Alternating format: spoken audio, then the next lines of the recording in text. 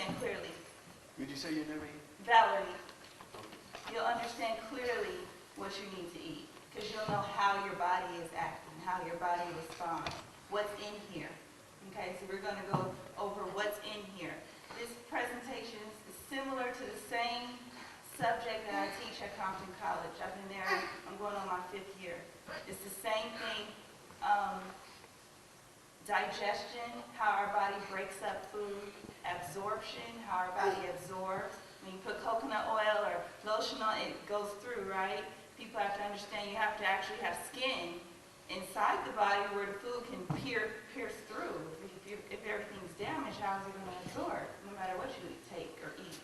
And then excretion, which is important to eliminate, right? Okay, and then I did bring this magic question at the end of the lectures. I'll take that.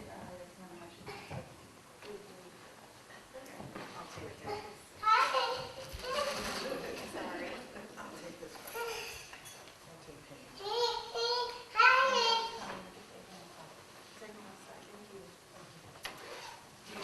So the question people always ask me is, how do I repair what you're talking about?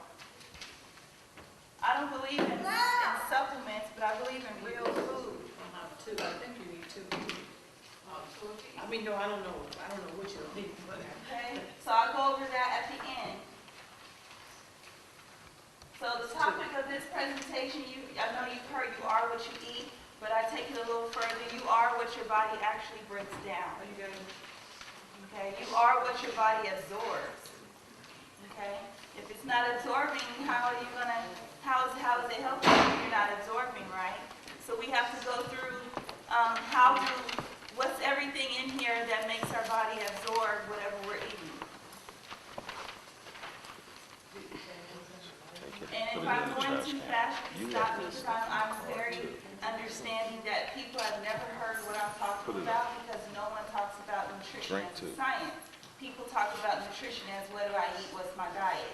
Vegan, vegetarian, stop eating meat. This is all we hear, but no one talks about it as it's an actual science of what's going on inside your body. Okay, this is also a presentation coming up in April that I'm doing at Children's Hospital on structural racism in the food industry because it is there. It is so embedded to the point where even people that work in the field like me can't see that they're part of the problem. Okay, they're just taking what they're taught and multiplying the racism. Okay. So that's April 5th, 2020. April 5th. Yes. Which There are Children's tickets. Hospital? The one on Sunset? There are tickets for that event. I don't know how much tickets are for the public, but I know for me it's like $65. So I start off with this question, what do you value the most? Because if I don't get to the root cause of the problem, which we talked about during the wellness series, how can I help you? Because if I care about you more than you care about yourself, then we're not going to heal. We're just going to continue to keep doing the same thing, and you're just going to keep giving me your money to come back. Because this is how the industry works, right? You go to the doctor, you pay him for something that you can't stop, and he keeps giving you the drug. Okay? We all are trained to do the same thing. Dietitians are trained. You're going to keep coming to us over and over, so we can tell you the same thing, and we get paid a good lump sum for your visit. Okay? So I try to keep you from coming back by teaching you how to take care of yourself. Okay? So what do you value the most? So you ask yourself this question. I value my life and time. Okay? My health, ability to move. Little things like just to hold a cup. I had one lady just tell me I can never hold a cup. This is what I do. And she works with 2 fingers for a long time. Okay? Some of you have seen this slide before. Consumer confusion. You see that this is nothing but confusion on the board, right? You see a bunch of diets, a bunch of stuff, just stuff. Right? That's all it is just stuff. This is what I get when people come and talk or I go and talk to them. Confusion. Okay? The information age is so much on Google. Everybody can Google themselves into a grade, right? And so so as we become more confused, we lose confidence in what can actually be true. Pretty much to religious beliefs, right? People have heard so many things, and then once they get to a one-on-one study of what's right, it's hard for them to believe what's true because their mind has been filled with so much confusion. Okay, so before we start, eliminate all that you have learned, and let's start from scratch. So we can just learn, what is our mouth doing? Because that's where we're going to start. Okay, what influences our eating habits? These are questions for you to ask yourself. Everyone has their own influence. It could be your emotions, it could be people, it could be your family, culture. Okay, understand that genetics is nothing but a bunch of habits that have been passed down generation to generation and altered genes. And so it is nothing more than it starts with habits. Okay, we all came from the same soil. All right. Okay, so why do we need to learn about nutrition? Because these are the common diseases that are killing us in the community. Okay, even the wealthiest people are dying of the same thing. You know, with all their wealthy food and fancy food, they're dying of the same stuff. All right, number one is still heart disease because type 2 diabetes is the main contributor to heart disease. No one really dies from diabetes, they die from heart issues, which comes from diabetes. Some types of cancers, mainly is prostate cancer, prostate and breast. I have a wellness seminar for women and I have one for men to say specifically why these are happening with each group. That could be for another time. So yeah, they've been saying for years, nutritious diet, exercise, right? What is a nutritious diet? No one ever said. Okay, so this is just a chart of, this is an old one of 2011. I'm sure the data has changed, but heart disease is still number one. Okay. So I'm type 2 diabetic, and this is the first time this year that I've actually started to go to cardiology now. Yeah, they kind of pushed you in there. Well, it's because of my heartbeat is irregular. I have an irregular heartbeat. I was in to check my lungs x-ray, and they saw something with my heart. They went ahead and put me on a heart monitor for 2 weeks, and then they followed up. So, What was the conclusion? well, irregular, it's a irregular heartbeat, and so they think that there might be plaque in my artery. They think. They No, think, Of yeah. course there's plaque in your arteries. Okay, We're going to go over the arteries. You're going to actually see the plaque in there. okay, And we're going to talk about how to get rid of it. okay, But they know it's plaque. A lot of those tests, they trying to build up the billing. okay. Can I say something real Yes. quick? My girlfriend changed over to a new doctor, so he sent her like to go check on everything. This one doctor, he wrote up all this stuff and said she had all this heart stuff. So when she went to go do it, the insurance wouldn't approve this doctor, so they approved another doctor. When she went to the hospital, at the other place, he said, "You have nothing wrong with you. Go back to that doctor." And he said, "Well, I'm sorry, I just thought you needed." He had drew this Yeah. diagram, said she needed all these stents. Yeah, I see this every No. day. It's kind of like, Had her it scared. puts you through the fear of having to go to another test. I don't want to talk about doctors because I see why they do what they do. It's a business. I participate in business, but I don't do it deliberately to rack up cash for the buildings, you know. But if your insurance qualifies you to have certain tests, they will send you to the test even if you didn't need it because you qualify. Why not take that money while you can? You know, Medi-Cal for kids, they do that for them. Like they went and took my son and gave him all these tests and he didn't need it. I fixed the problem myself in 3 weeks. But Medi-Cal, the government pays for kids fully. So they're going to give them all the care. You know, but after 18, you'll see, oh, we can't give you that test because they don't pay for all the care with Medi-Cal. So it's a game, you guys. They was going to put 3 stents in her heart, and she didn't See? need none of them. It's just a game.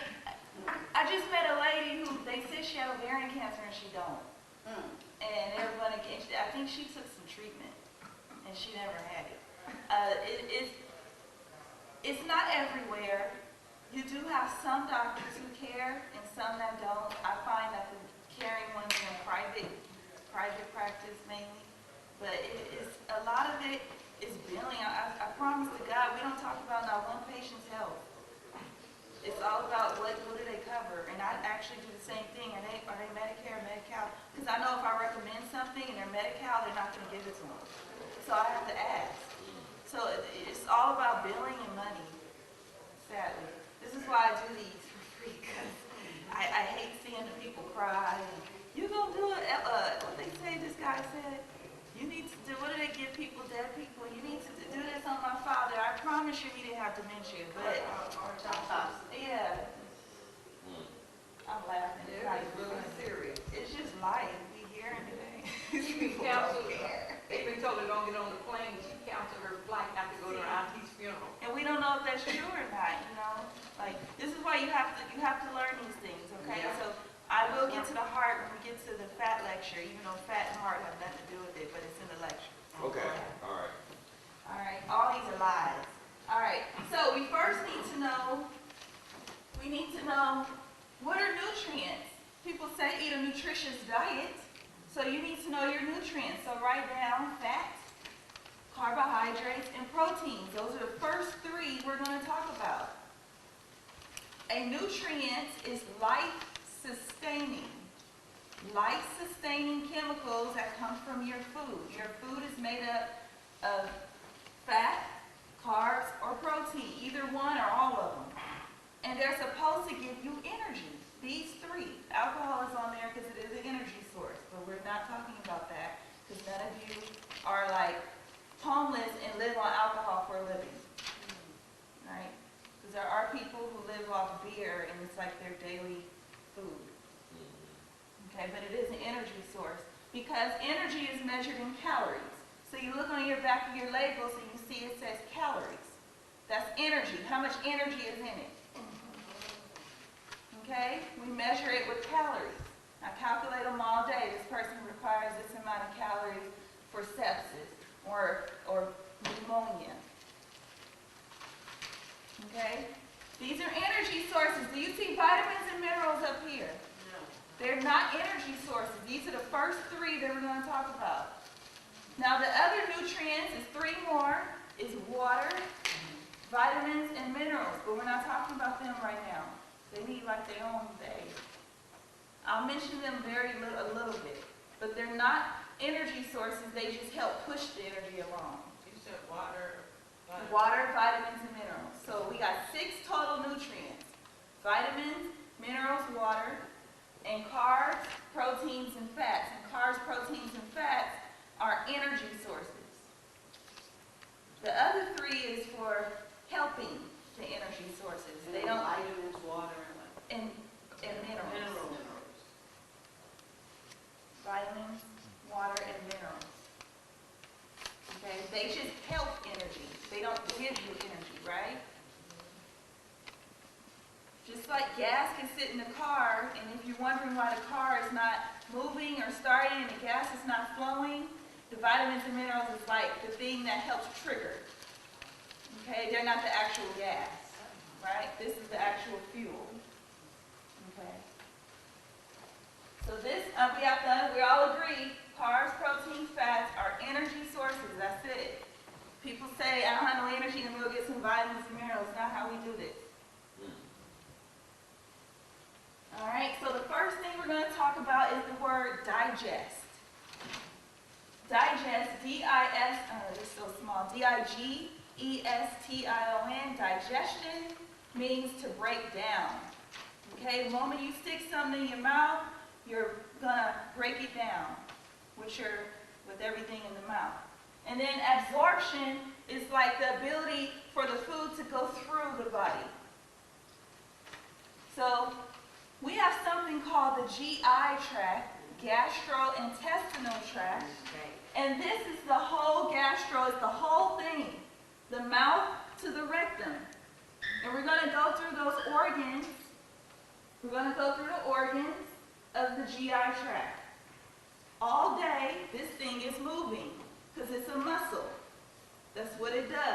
Once your brain is messed up or something like some type of Parkinson's, dementia, even diabetes is a disease from the head to the toe. When there's neurological functioning, it messes with the muscular movement of your whole GI tract. This is why I focus on digestion for everyone, regardless of what disease you have. Because if we can't fix this problem, nothing else can work. Okay? And bioavailability just means how available the nutrients are to your body. So a person can take supplements all day and it's not bioavailable to their body because something's wrong with it and somewhere in this GI tract. Like all these people with acid reflux, these are little signs you need to heal something. It's not just go take Pepsid or AC or whatever the stuff they tell you to take. No, you go heal it. Okay, so we're going to go through that. Now, from the mouth to the rectum, there's a lining. Similar to this, if you touch the inside of your mouth, see how fragile that is? Can you imagine people that drink poison every weekend? They can damage their linings, or drugs, or junk food, drink poison. Or drugs, or junk food, you're damaging these linings. All in here. That's how we absorb. We can't just focus on up here, going to get skin care. What about the inside skin care? Right? Because that's how we absorb the nutrients from the food. And I guarantee you, once you heal the linings, you feel your food moving in your body. You eat you start eating regular food, and you go after like a year of healing your linings, and you go, wow, I got all this energy, because your body is absorbing it, right? Nutrients are what? Life-sustaining. They should not make you tired, right? No one should be eating and falling asleep. You should be eating with energy. I mean, right? Life-sustaining? Think about it. Okay, so we're going to go through these organs. And the first one, we're going to talk about the first part of the GI tract, that muscle, that major muscle movement. We're going to start with the mouth. Okay? We do two things in the mouth. We chew, we bite and grind, right? Bite with the front, grind in the back. That's mechanical movement, right? Movement. You do this, but when you do this, you generate saliva, don't you? Right. Can you imagine having dry mouth? I see people with dry mouth. I go, ooh, that's painful. Because how would they have any moisture to help put the food in a ball, right? Little things like that matter. The moisture is the chemical digestion. This is where the digestion starts. This is where the breaking down of the food starts. It ain't really a mouth. It's the moisture that comes from your glands, your cheeks, all around, that helps you form that food into a little ball before you swallow it. Okay? The chemical part, what's inside this chemical part, this saliva, this spit, right? Enzymes. Key word. You're going to hear me say that the whole time, right? Enzymes. You got enzymes that live in your salivary glands. The moment you stick something in your mouth and start chewing, it's helping all that saliva, the enzymes inside the saliva are going inside the food ball and breaking it all up. They speed reactions. And you also get these enzymes from the actual food source. So whatever you ate, now if it's cooked, it ain't nothing in there. But if it's raw foods, there's enzymes in it. Question? I was just going to say, when we're young, we don't realize the importance of our teeth because as I've gotten older and have lost teeth, that it's been brought out by the dentist that you have less of a chance of properly breaking down your food. Yes. So it makes it hard for once you get into the chemical digestion area to really, because you still got maybe too big of chunks of food. I help people, a lot of people in their 90s, and they tell me straight up, because they're very straightforward, the 90-year-olds, that is the 90s, not the 80s. They say, I don't need no teeth. My gums are hard enough to chew. Speech therapists, I always have to recommend a speech eval. Speech therapist comes in, checks, and they go, yeah, they use the gums are so hard that because they have that saliva still, they're able to, To break food- down. yeah, because they don't have an ounce, it won't be no, and then they'll throw the dentures. I don't want that. I can chew the food myself. I've been doing it all this time. So they don't want the teeth, you know, they don't want puree food. They said just chop it up for me. And as long as they have the saliva, they're able to form that food in the ball. And they don't choke. They'll put choking risk on their chart, but they ain't gonna choke. Be the ones with the missing teeth that choke. The ones that was like, what did somebody called it something, I can't remember, like, you know, the spaced out teeth. Yeah. They better off taking it all out. But sometimes the ones with the, they come in drug abuse or alcohol, they have gum damage. They can't do anything. Oh, I think the gums are highly important, gum health. okay. You know, people have been putting teeth in, but I'm like, what about your gums? They gotta hold the teeth in. But I've seen some rotten gums, they can't even chew. They go straight to G-tube. And if you don't have if you have dry mouth, you don't have enzymes in there, how are you supposed, it's hard to swallow. You can choke on dry food. Imagine chewing and there's no wetness. When you're on medications too, Yeah. they tend to make you. It tears away the seed, and we're going to talk about all the things messing up with these linings, little precious things that make a big difference. Okay? Mm-hmm. You know how they tell us to gargle, so does that Listerine or whatever brand you use, does that help? That's or for does it breath. hurt? I You know, can take but some does- mint leaves and chew on them. but I'm asking, Does it help? What's does it in it? affect that chemical stuff? you Oh, use? no, no. Okay. But people do need to do more as far as doing the linings of their mouth, like adding more food with minerals and eating more raw herbs, actually biting something, working it. Mint leaves are more effective than a Listerine and rosemary. For the breath or for the. The breath with the overall teeth gum health. Mint leaves, rosemary, this. We go over my friend, I eat this all day. Dirt. Okay. Dirt? Yes. They said as a child when you used Forget to the eat dirt, toothpaste, I it's good just for you. mix that in some and start swishing it around my mouth and chewing it on. It has all the minerals in it, like sand. We'll go over diatomaceous in a minute. Okay. What else do we get enzymes? How else do we get enzymes in the mouth? From the food, the raw foods. Okay? Raw foods have enzymes in them. Why do we need the enzymes? Because they help us break down the food, right? We want to do as much breaking down up here before we get here. That's the goal. Because we don't want to put too much pressure down here. When we get down here, you guys going to start maybe crying. Because these organs be tired. Because you eating and they're doing a bunch of other things in the body all at one time. So when you talk about cancers and diseases, it's called organ fatigue. That's what I call it. I'm like, this is nothing but organ. You know, you got to put it in real terms. This is organ fatigue. It's inflamed. We call it pain, right? Inflammation. It's tired. Wouldn't you be tired if you were working? I know my grandmother worked in the fields and cleaned houses. She say she tired. Her hands won't move, and that makes sense, right? Same with the organs. So we understand the mouth. But when you eat more raw vegetables, Mm-hmm. the vegetables have different textures and different, so that does not affect the digestive system. It doesn't. Affect it as far as, the coarseness. If you don't have any colon diseases, it won't affect. But if you have, once you get to like my son's father, he's at the point where he has diverticulosis and itis.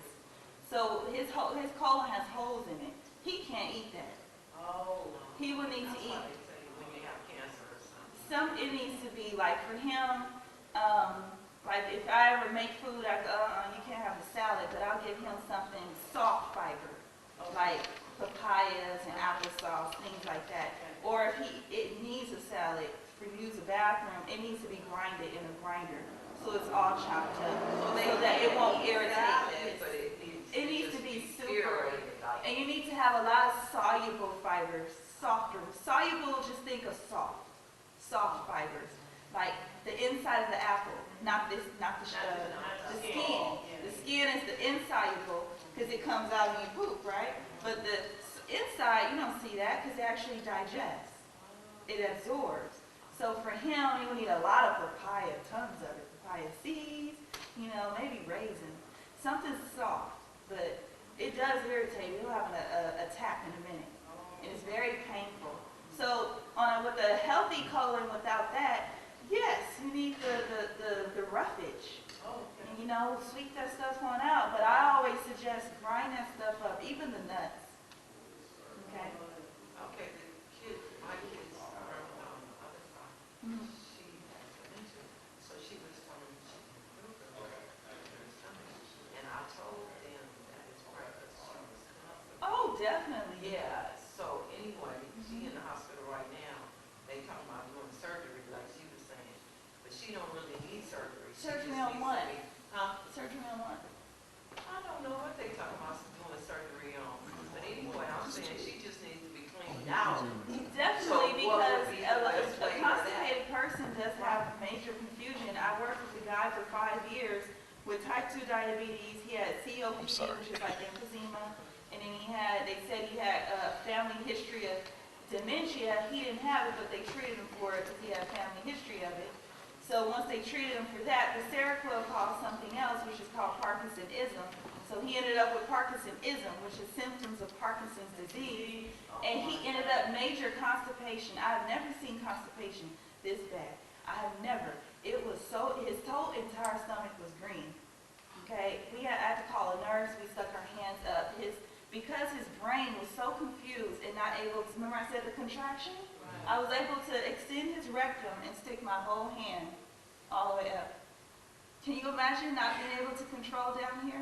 Right. The precious little things, like there's no muscle contraction. I was just able to stretch it and start pulling. We were just pulling out feces.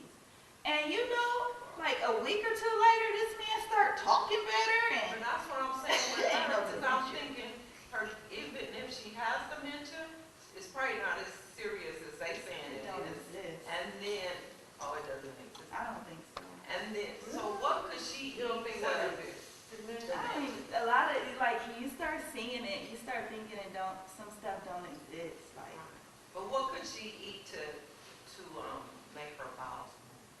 That's what I'm asking. she needs to get up. Is she able to walk? She needs to get up and move. And then, how old is she? She's 88. Yeah, see, for her, I would give her, you can give her some prune juice to That's start what it, I but not too much. It'll cause runny stools. Oh, So, I have this stuff that I give people. I will talk about it when we get to the colon. Okay, then I'll go through some foods. Everyone understand the mouth. We do two things. We chew and we have enzyme. Who does the actual breaking down? Enzyme. Enzymes, enzymes, enzymes. You damage lining, ain't no enzyme's going to be able to come out, right? Because the enzymes live in here. Okay? It lives in your spit. You need it. Okay? Need a lot of saliva. All right, so we understand enzymes. So we have enzymes for carbs up there, and we have enzymes for fats up there, not proteins. Now we're going to get into how we're eating. Because if we don't have enzymes for protein up there, why do we mix proteins with fats and starches all on one plate, right? Everything is starting at a different point. So we'll go over that. So where do we get enzymes from?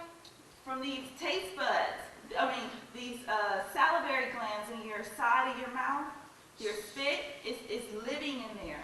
And then the other enzymes come from the food, Okay. the actual food, but most people cook, so they don't get it. Oh, so how do we help our enzymes along? You have to eat more raw. Oh, okay. All right, so we have taste buds up there. We have umami, sweet, sour, salty, bitter. Umami is that taste people like the Chinese food, the MSG. That's that umami taste bud, the meaty taste bud. People like it, okay? So these are things that God lets us know, I want you to enjoy, right? Because he wouldn't give you taste buds if he didn't want you to enjoy. But the thing is, you have to choose what's good for you. Repeat that again, umami is? Umami is the meaty flavor taste bud that enhances your meaty flavor. You just like that taste of the fried rice? It's just, Okay. like, it just hits a certain part of your mouth, that's the umami, okay? Bitter, most people don't use bitter, but most of the bitter is all the minerals and vitamins is inside the bitter foods, okay? Okay, so let's go now. We've chewed our food, we got saliva, which is the enzymes going inside the little ball. Now we get to swallow, which is a huge blessing. Remember, as we go from mouth to the rectum, we are muscle contracting, right? So remember, there's still movement going on. The brain is active, because the brain is what's controlling the movement, right? So the esophagus is just tube where your food goes down, and right next on the side is a flap. And this flap is called your epiglottis. You just have to know you can't chew and talk at the same time, because this epiglottis right here, this little flap, if it opens, then the food's going to go down the breathing tube. This is why kids can't eat and talk. We say don't chew and talk them, because they can easily choke. Someone told me a report like 2-3 years ago. A guy came home from work, sat down, grabbed the apple. He died swallowing the apple. I always said, dang, you never know. Because he probably, I wonder, was he talking? And talking, because it gets stuck, that's it, you know? So this is the food mass right here going down the back. Here's the flap right here protecting your breathing tube. Okay, your body, you do stop breathing every time you swallow. Okay, it's a quick, everything's quick. And then this is called peristalsis, the muscle movement, the ability to go down. Okay, I'm just giving you words So so when we you know all have, these words. what do you call it, gastritis, where it feels like the food is stuck right here, something's not properly working right there. Gastritis. Not gastritis, when they want We to go haven't down gotten to to the that one yet. esophagus. You're talking about acid reflux? Yeah. Okay, we'll get to that in a minute. Oh, okay. Okay, so remember, all of these, as we're going down, we have inside skin, right? Linings. This is very important, okay? You can heal yourself after all this. These are linings, okay, inside. 3 things. We're in the stomach now, okay? Stomach has an environment that's acid. And it's not acid, truly acid, until you start chewing. When you were chewing up here, you notice your stomach has stomach pains? Who's chewing gum? Me. Does your stomach start hurting after a while? Like have like a little pains, like you're hungry, anything? Oh. That's the body sensing shit, something in my mouth and it's not coming down because you're preparing acid. You make the acid, make sense? As we get older, some people don't make the acid right. So they end up with low stomach acid, which is a big issue because now they can't eat certain foods, which we'll get at in a minute. Okay? So there's an acid environment. When we were in this esophagus, this environment becomes so acidic, the esophagus has a door. Once you get here, there's a door. It stops. This is where you start feeling it. It stops, and then it has to knock. Can I come in? Of course, because it has to knock, because it has to, the stomach has to let you know it's ready. Okay? So there's stomach acid inside. Stomach acid is only there to make the environment acidic. It doesn't digest anything. It doesn't break down nothing. It's just there. And it has to be there. Why? Because we have something that's called enzymes again. Now these enzymes are not the enzymes in the mouth. These are enzymes that need the acid. Make sense? Every part of your body, of the GI tract, has enzyme function for that region that needs a certain environment. It's like going to Alaska. They need cold. You go down on the other side of the equator, they need heat, right? So these enzymes need acid, okay? They need the acid to turn on.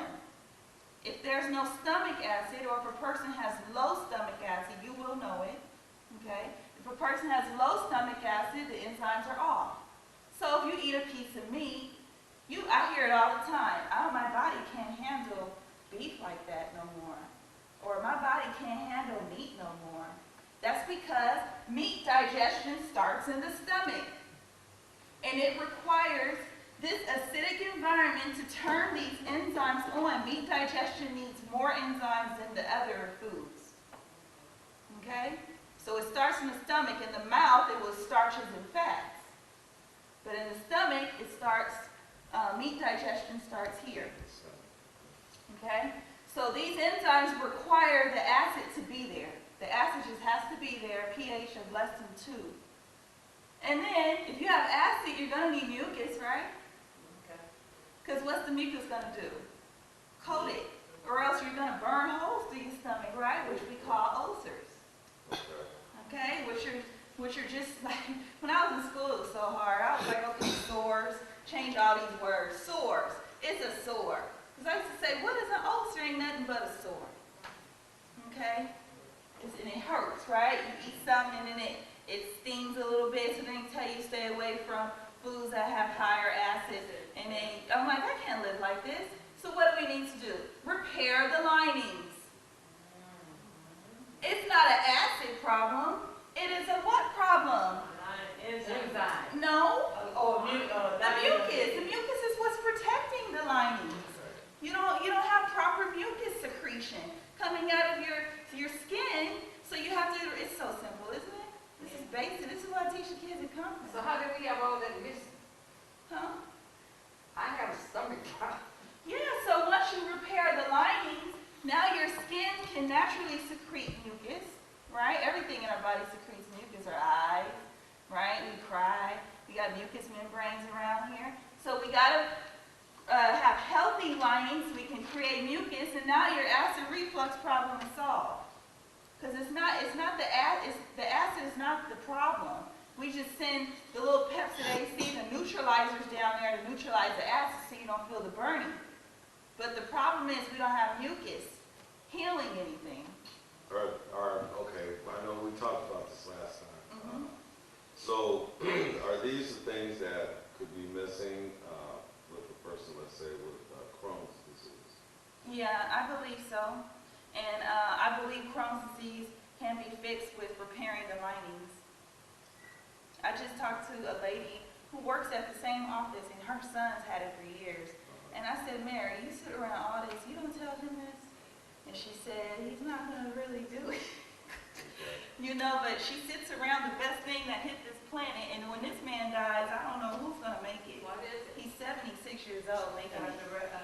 Yeah, when he dies, who's going to make it? Because no one makes this.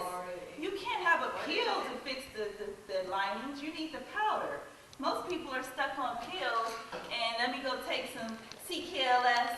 Everybody's taking a new body, or let me go take a laxative, and it's not the problem. The problem is it hurts to eat, right?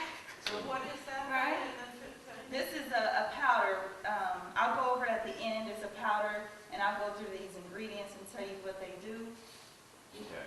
And you take it before you eat, and what it does is it coats the linings immediately. And now it's like the food sliding in. Oh, I did the detox, so for a week of all that, but I stopped because I just couldn't take it. Yeah, I did this for like 9 months one time. You did? I was addicted, and he kept saying, you can't keep doing this. I said, I just want to keep eating. I So said, you this is can eat that everything. Yes. I was putting it in the water. When I was pregnant with my son, I did this for the whole 9 months. Really? I was miserable. Oh, That's a pretty simple one. Yeah. I'm sorry. I cleaned it up. And then I healed. I feel like I healed a lot of things. I popped a cyst. I did a lot of stuff. Anyway. so did you mix it with water?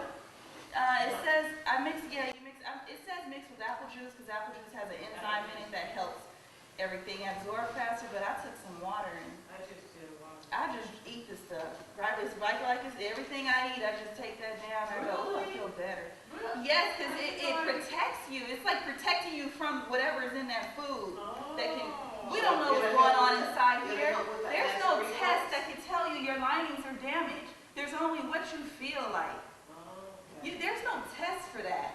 So you have to go off how you feel. I didn't like feeling. They told me I had IBS. I don't have that, so I fixed it.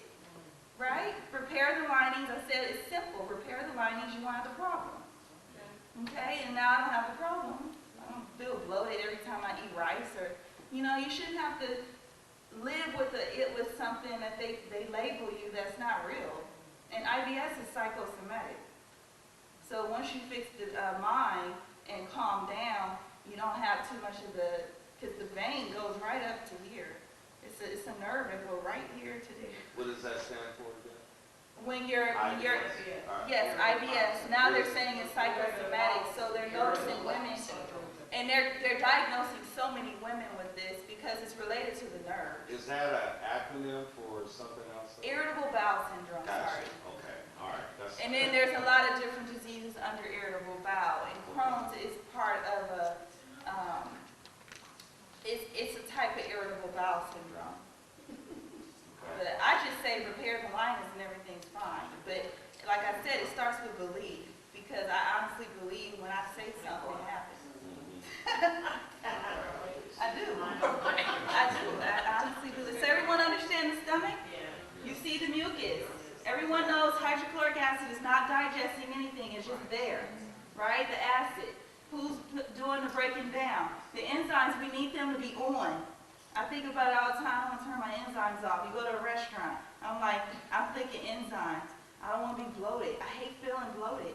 I hate feeling gassy, bloated, and tired. And then when you get gassy, bloated, and tired, what hurts? Your legs hurt, don't they? And then I do this at work. Everybody go, what are you doing? I'm like, my legs hurt. Knowing what I ate, right? I had chocolate cake. So what should you eat at the restaurant then? I just get a lot of roughage and I eat whatever I want with it. Oh, okay. So I make sure I have my, you always make sure you have your plant. And then the other stuff is, we can split that, right? I know Penny be like, we have to split it, yeah. You plants, and then I like to get, when I go get my Thai food, which I think I get today, I don't eat chicken, but I like to get the Thai beef salad, and then I get a bunch of vegetables. And I like to eat what I want, and then I eat a tons of vegetables with it. I don't believe in a diet. There's no such thing. Okay? But there is a way to eat it. I will show you how to eat it now. You can't go eat no beef and rice. Okay? We just talked about two different ways they break down, right? But the beef and broccoli, you can eat the salad, the vegetables, tons. I'm saying tons. It has to be a lot. Okay? But then you eat beef and rice, now you're tired because the body's slowing down. It got to sort out the digestion process. The rice for the mouth, the beef for the stomach. You see, that's just too much. Now you're sitting there going like this. I don't like being tired. Okay? That wobble grill, that All that. See, that whole movement is killing people. yeah. And it started in the 90s. The bowls. So what movement? Bowls. Yeah. You gotta watch now. I don't watch TV. I just watch what's in the street, and I'm seeing what's popping up, and I'm like, it's all marketing. I don't eat the bowls. You get a bowl, you get a bun, and then the vegetables have something on it. Because I went to the Wobble Grill one time, or whatever it's called, and I asked for vegetables, and I had a major headache. I said, there's something on here, because I'm sensitive to everything. And I said, this is why I cook. So now I just get me all these little raw crackers and eat that stuff till I get home. Because they put something on those vegetables, because I had a headache. I don't know if it was MSG or some coating, but I had a major headache. Small intestine, we got another door that leads to stomach. Why do we need doors in the stomach? Because it's acid. So we have to move on to the what? Next organ, which is alkaline environment. You see why we needed the doors in the stomach? We can't have everybody open. Remember, you have doors everywhere in your body. I just don't talk about them. Okay, there's doors in the small intestine too to separate certain regions. Okay, you rarely hear about small intestine cancer. This is why.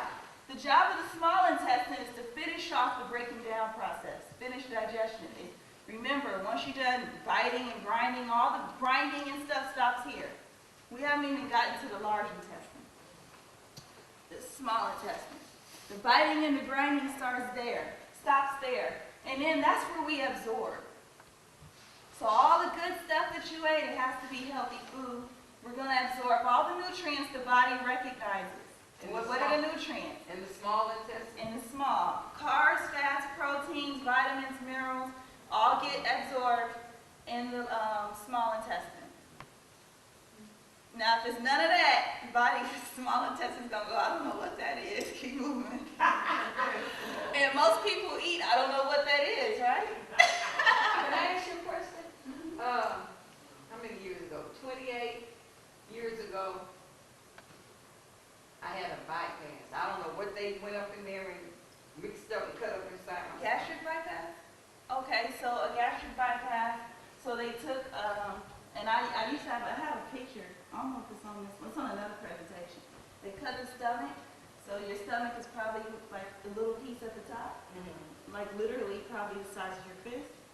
So there's your stomach up there, they sliced it, and then they slice right here, and then they connect it to the small piece, and the big part of the stomach is gone. So they left the small to work, right? They connected a bypass is just taking one and crossing it with another. So they took the small intestine, cut the stomach, and connected it with the other piece of the small intestine. So your stomach is smaller, which means you're going to eat less. And it's not about the eating less. There's a hormone, a messenger in your stomach that secretes to your brain. It goes up. So you're not going down, you're going up. And it says, I'm hungry, I'm hungry. I guess the theory is if we cut the stomach, that hormone would be secreted less, and you'll be less time saying, I'm hungry. Okay? There's another hormone that secretes from the fat saying, I'm full. Okay? So it's a play in hormones. If we cut the stomach, maybe she'll be less hungry because we took some of that. The stomach won't be secreting so much of the hormone that says, I'm hungry. So that's all that is. You have a little bit of stomach left, which messes up the mucus, stomach acid, and the enzymes. My stomach is. But you can repair all these things. I know a girl, and everyone was laughing at her at something I went to 2 years ago in Alabama, and she said, you wouldn't even think I had the gastric bypass, and she healed herself. We're using real food, like with collagen, all the things that repair lining, she did that. I mean, took farm animals and boiled down and like real old-fashioned food, you know? But she had good sources and she repaired her linings. And she said, I don't have to take any supplements because with that surgery, you do have to do supplementation for the rest of your life because your body's not going to be able to absorb. And I really don't take it. You're not going to be able to absorb it. It all's not lost. So we understand what the small intestine does. Absorption got one job. Now understand the body is like people. You put them on a job, this is what you do. Someone could be dying over here, they're still there saying that's not my job. That's what the body does. The small intestine, it does it. If it doesn't recognize it, it's not going to absorb it, it's going to push it on to the next organ. So all the strain is going to be on him. Also, the small intestine looks different. It don't look like this big, giant, large intestine. It has hair on it. Everything in your body that's meant to absorb has hair. And there's hair in the small intestine, and that hair sheds. It sheds as you're eating. I be tearing up when I talk. Students think I'm a geek.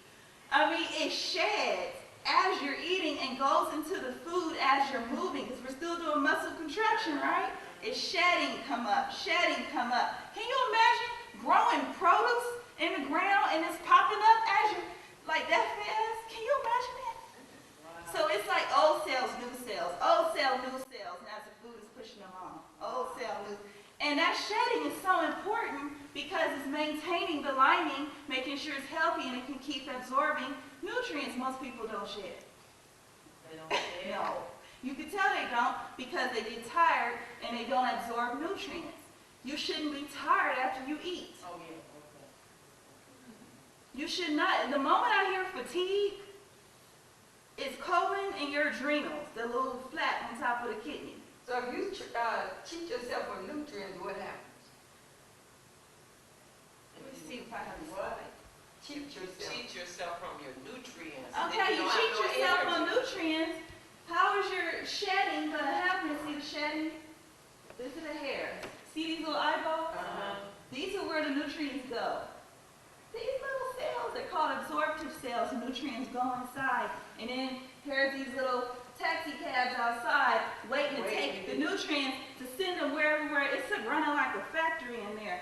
So it can send the nutrients where it needs to go. So most people don't have that. So if you don't have it, you have nutrient malabsorption. Yeah. This is what I try to fix, my goal for the next, however many years we're supposed to live here. I want to fix this is called malnutrition. Has nothing to do with weight. It is malnourishment all across the board. Small intestine has a high cell turnover, the shedding, right? And it happens as you're eating. This is crazy. And it requires nutrients to create new cells. New cells can absorb nutrients from older cells. Okay, because the older cells get caught up in the food mass that's moving, and then the nutrients are able to go through. You know, it's like recycling all through there. This turnover is called cellular division. It requires high nutrient needs. Without the required nutrients, fewer absorptive cells are replaced, causing nutrient malabsorption. So that's what happened. And just remember, most people are starved. All right? This is starvation. Because how else are you getting your food? How are you getting nutrients? We're just feeding our colons all day. Because if the small intestine don't gotta work, just sitting there, oh, they didn't eat no nutrients today, I didn't have to absorb today. And meanwhile, the large intestine is just loading up. I think about it all the time. Just loading up, Valerie, you ate that cake. Go get that, fix it. You know? So if you eat about a salary a day or raw vegetables, like say you eat carrots and stuff like that. Yeah, you eat throughout the day and don't worry about how much. And, You know. yeah, and not all together. That's important. You eat it all separately. And you're eating stuff throughout the day. You're feeding your body nutrients. You know, I think about it all the time. I be hungry at work. And they have all these, I work with Filipinos, they lay spreads. I mean, you sitting there and they come over here and eat some chicken adobo. I said, I don't eat chicken. You can have the juice like you usually do. Put the juice on the rice. I said, no, thank you. Oh, you don't eat? No, I don't want none of that. You Because don't I don't eat everyone's meat. Oh. I spend a lot. I don't care how. I used to make, when I was at $900 a month, my kids, we're going to eat some good stuff. And I figure it out. If we're going to eat meat, I'm going to go find the best. I used to go all the way to the farm and at Cal Poly and get the roast that they just killed from the slaughterhouse and threw it inside the refrigerator and you got 3 days to eat it. That's the type of stuff I'd rather buy. I'm not going to eat these adobos, these people's meat. And they get it from vendors where I know where the vendors got their stuff from because I worked in the kitchen before and I clearly see how they do their food supply when you order that food from big chains. Then when you go to a restaurant, I see the truck in the parking lot, oh, they got Cisco. And I don't even want to eat here no more. Because I know Cisco food. I know all them vendors. Right. They making money. And they're ran by people that just care about the money. Jews. They care about the money and don't eat the food. Because you know Jews can't eat it no way.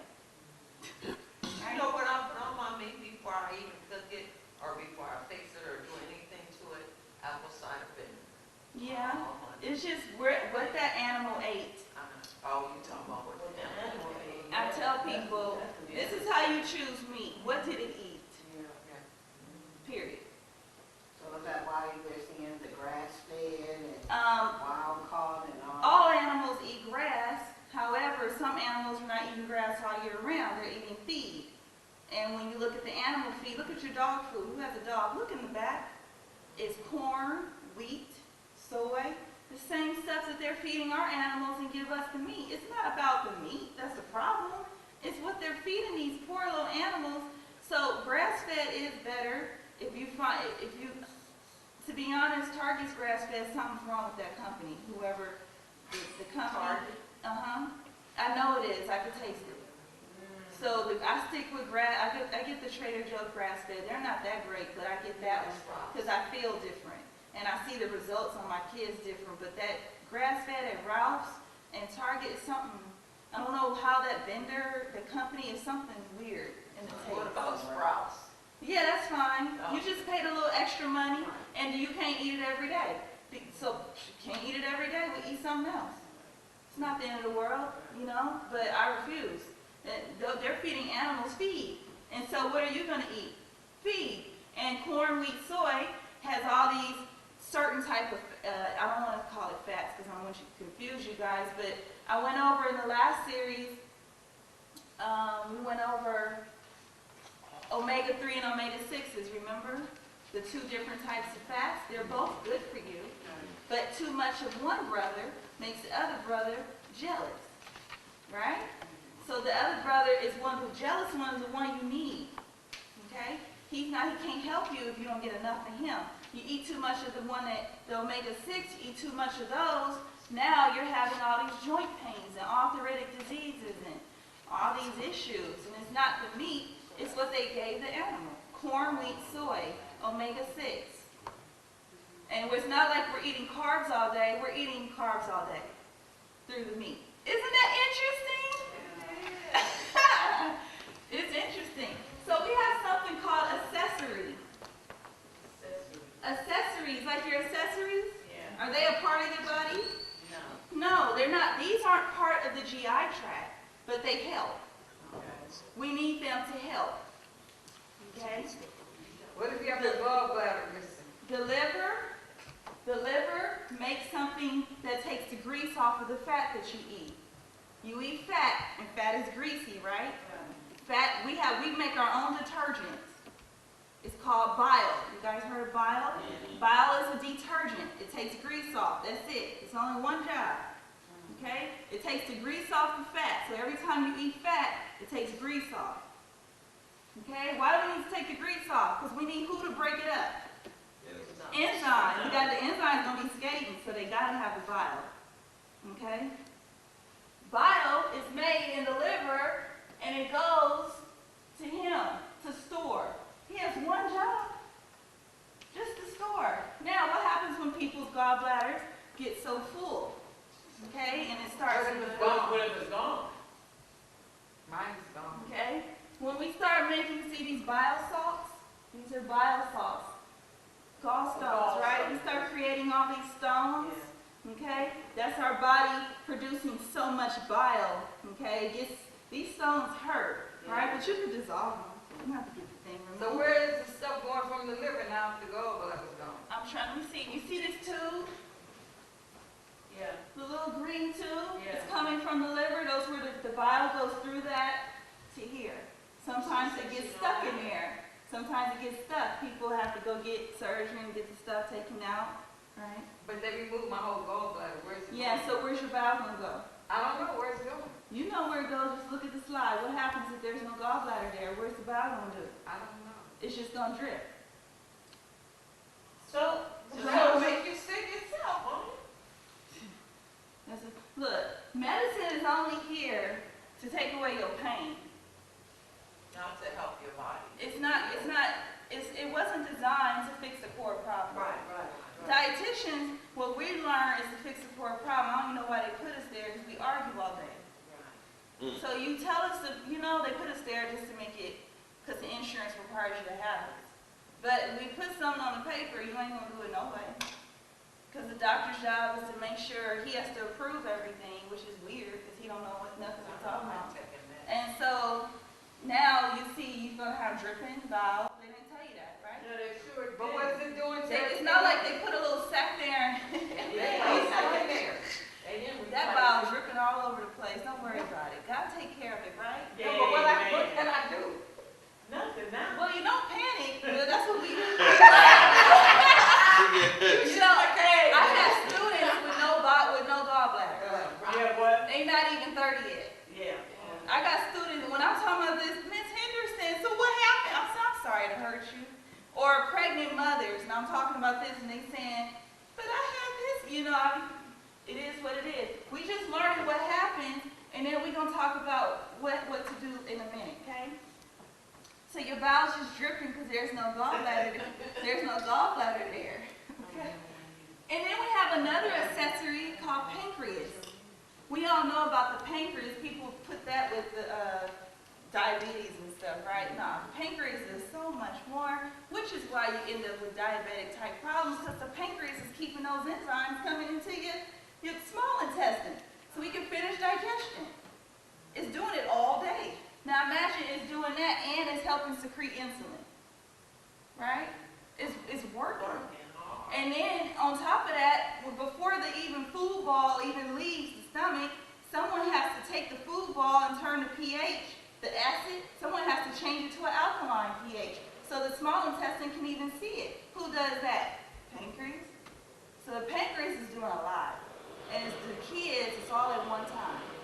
This is how you know God, the body was made by a force that is also doing a lot at one time. Because this, I don't honestly see, the more I read, I go, wait, so all this could be happening as we're chewing, and then sitting, or walking, or we're doing a bunch of things at one time, everything's moving. It's tired, you know? So they talk about mindful eating. They say, try to eat and sit down, right? I think the best reason to eat and sit down is because we have all this going on at one time. You know? So everyone understand our accessories? Gallbladder, liver, and pancreas. Those are our accessories. And you can't live without the pancreas or The pancreas, no. That's why you see pancreatic issues. But I've seen some people live years without without a pancreatic cancer. You know, if you have pancreatitis, where you have inflamed pancreas, you can live with that. But without a pancreas, no, you'll die. That's the only way your body can absorb nutrients, it needs enzymes. And the enzymes, most of the enzymes in the small intestine come from where? Pancreas. See? Enzymes. Not just for diabetes. Diabetes is a digestive issue. Diabetes is what? A digestive issue. Really? It is not, I do not put that together with a blood sugar problem. That was after the fact. What started it was the digestive issue. So if you correct that, then you shouldn't be on this, That's supposedly. I said that, and the lady said, we can't say that. I said, yes, we can. We can correct it. I said, you see it all. She's a certified diabetes educator. I said, you see it all the time. We just can't say it. Whatever. Okay, bile is a degreaser. So we went over, it takes the grease off. It's a detergent, right? You need soap. You need soap and dish soap when you clean pots and pans, especially greasy ones. And why do we need the bile? Because we have to take the grease off the fat. Bile is only for the fat digestion. Okay? Very important. And the liver, it makes cholesterol, and the cholesterol makes the bile. So do you need cholesterol? Yeah. That low cholesterol is the biggest myth, and people in England are writing papers today that are proving it was all wrong, that the Medical Association created diets, low cholesterol, low fat, low sodium, off no conclusive evidence. You need cholesterol. But since I got my gallbladder taken, then my cholesterol went up because I We'll didn't go have over it at all first. that. We're going to fix all that. Hallelujah. Large intestine, anything the small intestine can't see, right? If it's not a nutrient, we went over that. If it's not a nutrient, where does it go next? Large intestine, just to keep loading him up, right? His job is not to digest food because he doesn't have hair. His job is to only take in the water. He takes in certain minerals, like your sodium and your potassium, those electrolytes that you put in your water, like the fruit, to help you create stool and use the bathroom. That's his job. Also, inside this large intestine is probably the best critters alive, bacteria. And this bacteria helps you be the person you are. It's amazing how the studies they're doing with this stuff. It makes you go crazy. The bacteria can predict what you've done in life, like your activity, your stress, your longevity. Because the bacteria, we come from soil, don't we? What is E. coli? Oh, that's a bacteria from a foodborne illness. That's a different type of bacteria. This bacteria requires all different types of cultures in that colon. Remember, all different types of cultures is the most important thing because they help with our mental health.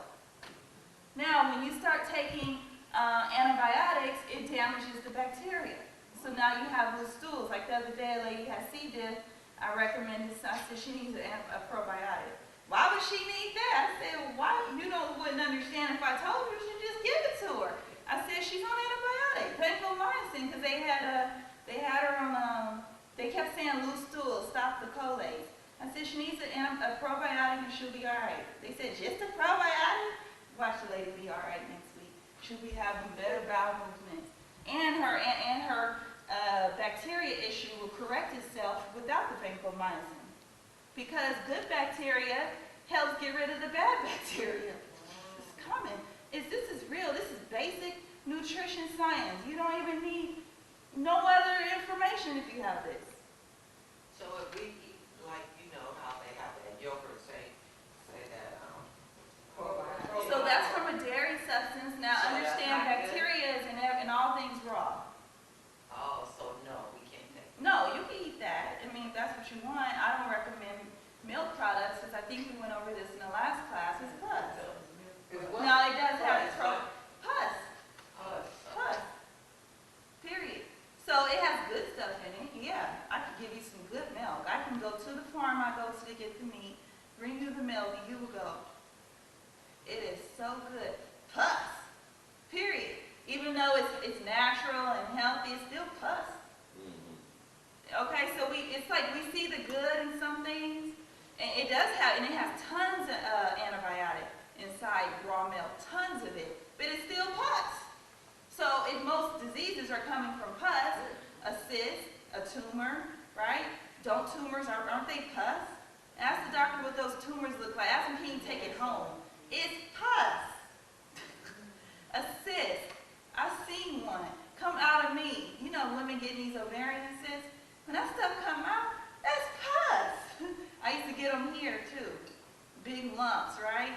I seen that stuff come out of me. Pus. I was out there drinking that raw milk in college. Because the farm was right there, why not, right?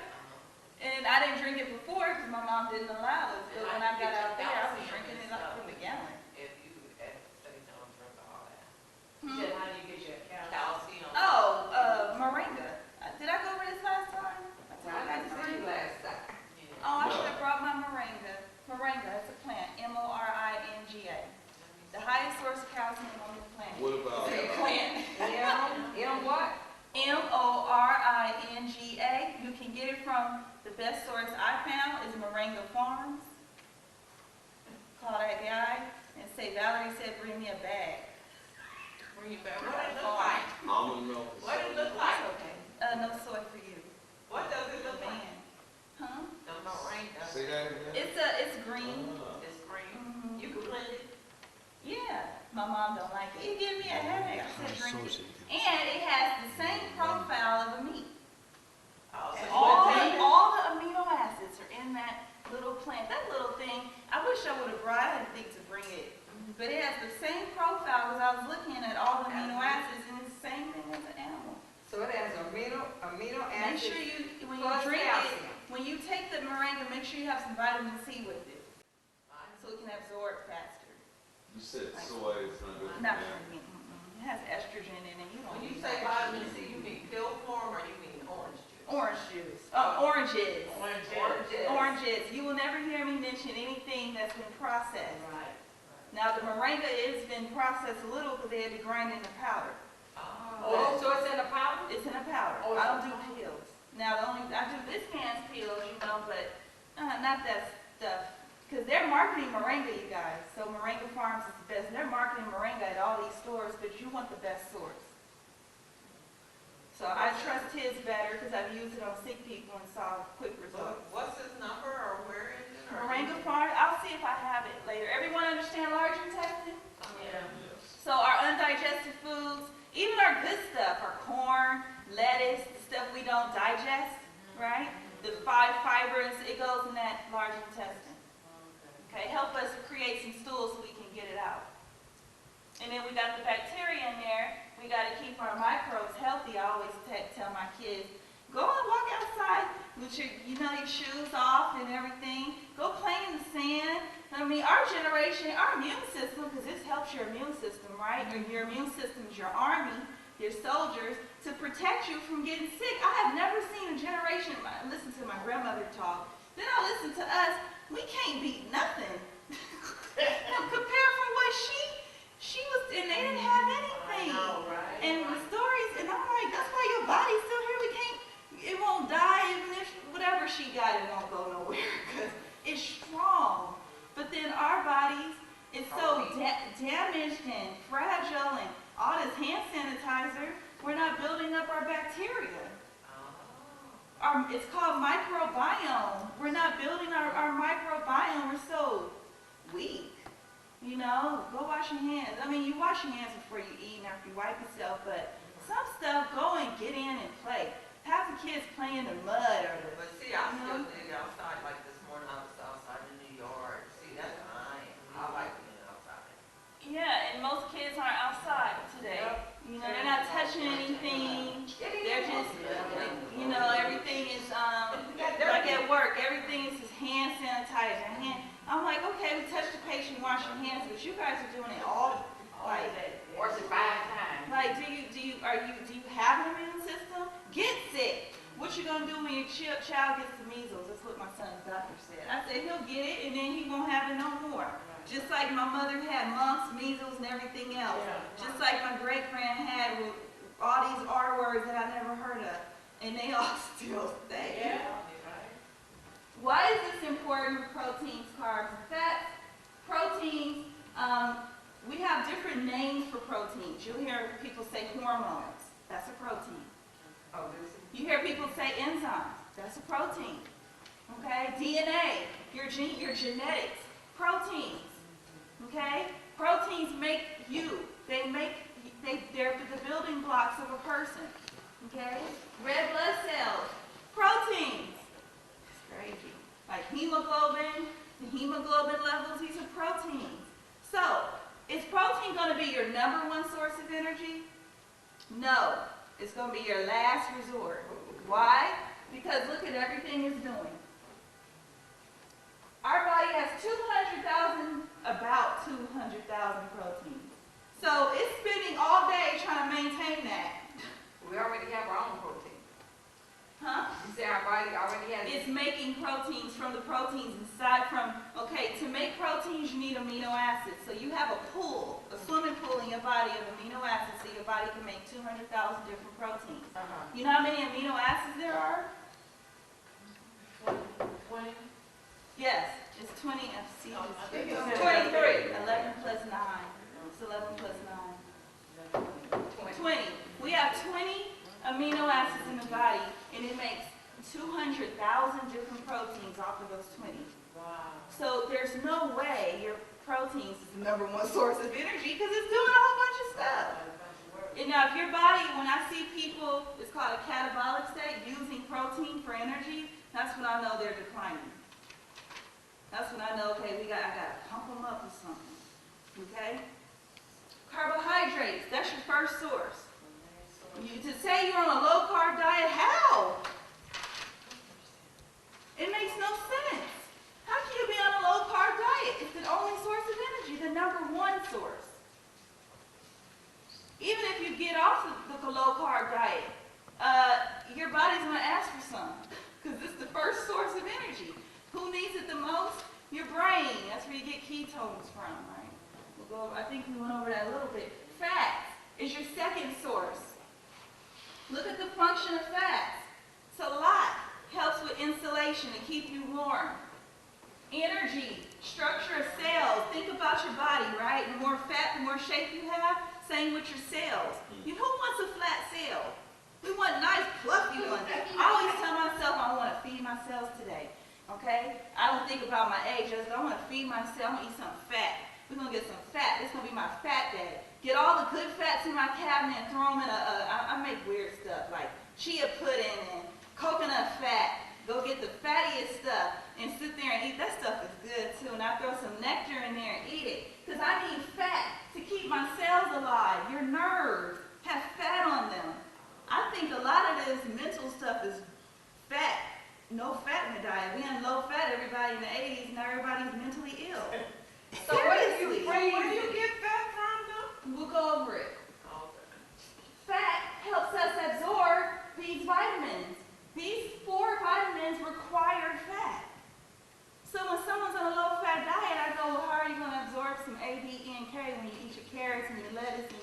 all these things, and how are you gonna absorb? That's why you take salad dressing and throw it on the lettuce, right? Because the oil, and that's the whole theory behind dressing. These are sources of energy. Okay, I have not talked about vitamins and minerals. That would be a whole nother. What's wrong with a person that freezes all the time like me?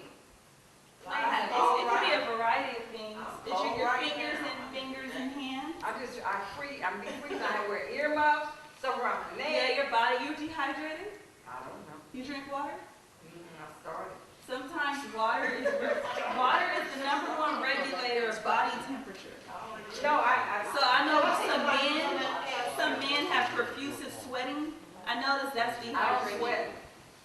What happened, I can go to the grocery store and go down the freezer aisle, and I have one finger on my hand that will start to turn white and get like it's numb. It's like it's Just losing ignore blood. it. Huh? She said. Okay, I'm gonna tell you What this. is it? There's not a lot of answers for everything in the human body. I have so many books at home. I don't even have a house to put them in. And the doctors, the medical association, everything is a theory. So if I could tell you something, but I don't want you to take me as fact like that, because I'm only telling you from a theory or a research study. Okay. But I see people come in, and it hurts me. It's to the deep core. It's probably why I wear earphones. Because they ask questions, not to say your question is wrong. The paleness could be iron, okay, just to let you know. But it could be. See, I use that word? Yeah, you did it. But I see people say, well, what's wrong with right here? Or what, and I'll be wanting to say, just live. Oh, okay. It'll correct itself. Because they don't know. And I can tell you some stuff I tell you, I know for sure. I see it all the time. But paleness, cold extremities, hands, that's iron. And most of the time you can have iron, but you may not be absorbing it. You see why I focus on the core of the problem? I can't tell you to go take iron. I don't know if you're absorbing or not. So I know how to absorb stuff. Yeah, that's why we're focusing on the core, because I can supplement you with the best stuff in my kitchen. I have stuff in the kitchen that have helped a lot of people on all types of issues. But it starts with, I don't know if you're going to absorb or not. There's no test for it. There's no colonoscopy that can see what's wrong with your small intestine, because colonoscopy does a colon. So how are we going to look at the small intestine to see if your hair is, there's no test for these things. And half of the tests that they give to people are garbage. And then some of the x-rays, they just going off what they used to seeing. It's not clear. Don't they do People are being MRI? misdiagnosed left and right, huh? Don't they do MRI? That's stuff, man. Like I started with the belief system, I can go through a machine and get my breast examined, and then I could be scared. Do I want to be scared? These are just my theories. I don't want to be scared, because once fear is in the body, my whole body gonna break down. And I see people left and right come in with different stuff, and I really think it's their mind. But once you told them that one word, they're done. That's why they say. You just created their whole future off your mouth. That's why they You say tell your mind somebody you're controls gonna your die life. in 3 They're months. done. They just Yeah, told you're us gonna to die in Crenshaw that. You got 3 days. She's been here 2 weeks. Right. And then half the doctors come in and don't even see the patient. They see the chart. Yeah, right. I see one lady, she's a black doctor, but I think she's a different type of doctor. She's the only one I see going in and out of the people's rooms and talking, but we look at charts, you guys. I look at charts. I'm guilty. If you're mentally sick, I ain't talking to you. I'm gonna go look at your chart and finish, because what you're saying ain't clear, and I can't fix you. So I'm just telling you, like, little things that pop up, like my dad was saying he got some, and I said, we ain't even voicing that. Right. Do what I told you to do before you eat, and don't voice. Because we speak it into, I really believe that. I can't stress it. I'm scared to say a lot of things. The devil can't get in here unless I say it. Invite So, them in. this is why I have to talk with the belief factor. What do you value? All right. If you have an issue, you can tell me in so many words, but don't claim it on yourself. All right. We could just heal our linings and try to eat proper until we get hit by a bus or something, blown up in a helicopter. All right. So under nutrition, okay, they like like to say these are the things that cause an undernourished person. You just learned what an undernourished person is, right? It's a person that can't absorb nutrients because they're not shedding their hairs inside their small intestine. Simple stuff, right? Okay, it could be disease that causes a person undernourished. They're so damaged inside they can't repair the lining. Overpopulation, yeah. Okay, the food is messed up. Something's wrong with the food. They start canning everything because it's a lot of people. We got to feed America, right? Don't they say that? They said it a lot in the 90s, feeding America. They lying. Killing America. Parasites. What did you stop? Parasites can damage the food supply, okay? Or they can damage the insides of your body. I took my dirt this morning. It has a little something in it that God put, like it's shaped like a diatom, and it traps my worms and sends them on out. Okay? That's what the diet, and you know, the making of this is amazing. Because it comes from the earth, underneath the ocean.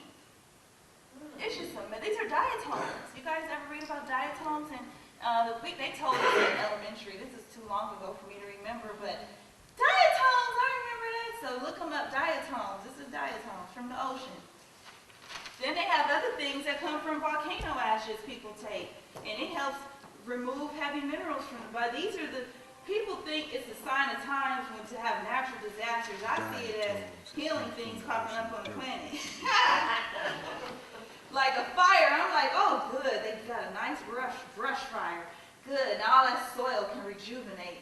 You know, because that's naturally what we're supposed to be doing.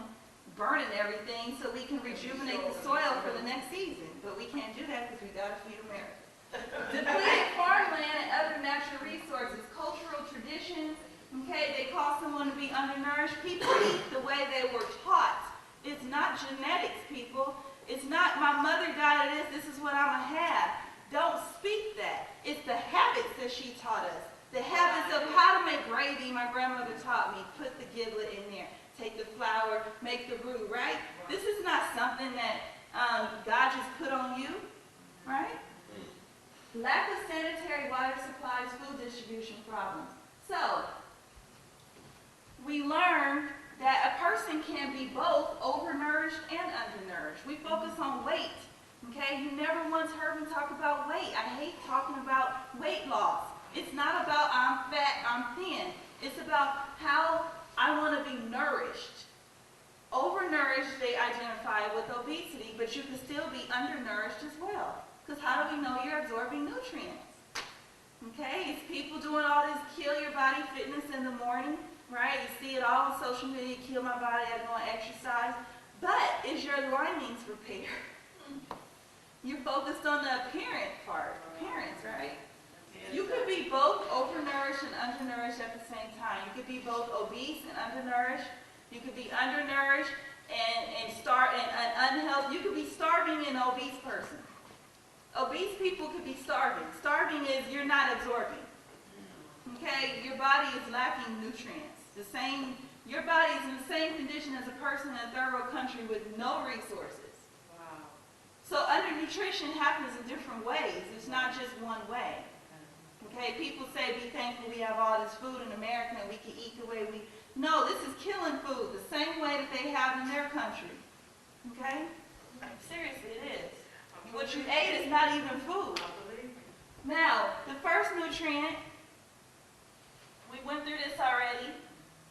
Okay, we're focusing on carbs now, but we went through this already. We know our mouth, stomach, listen at mouth, esophagus, stomach, small intestine, large intestine. Remember that?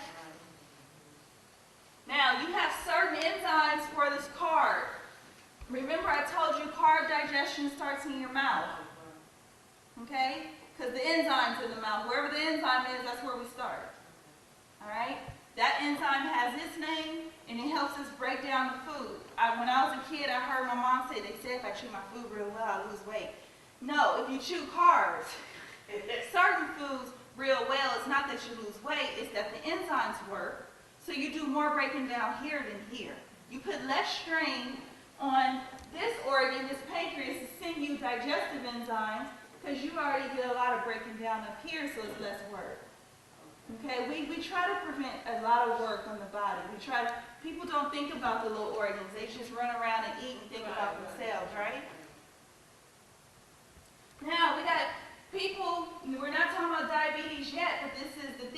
diabetes. Right. Okay, how to maintain proper blood glucose levels. Everybody, after they eat, the blood levels go up, right? Okay. Over 99. You check your blood, Yeah. you see the numbers? So over 99.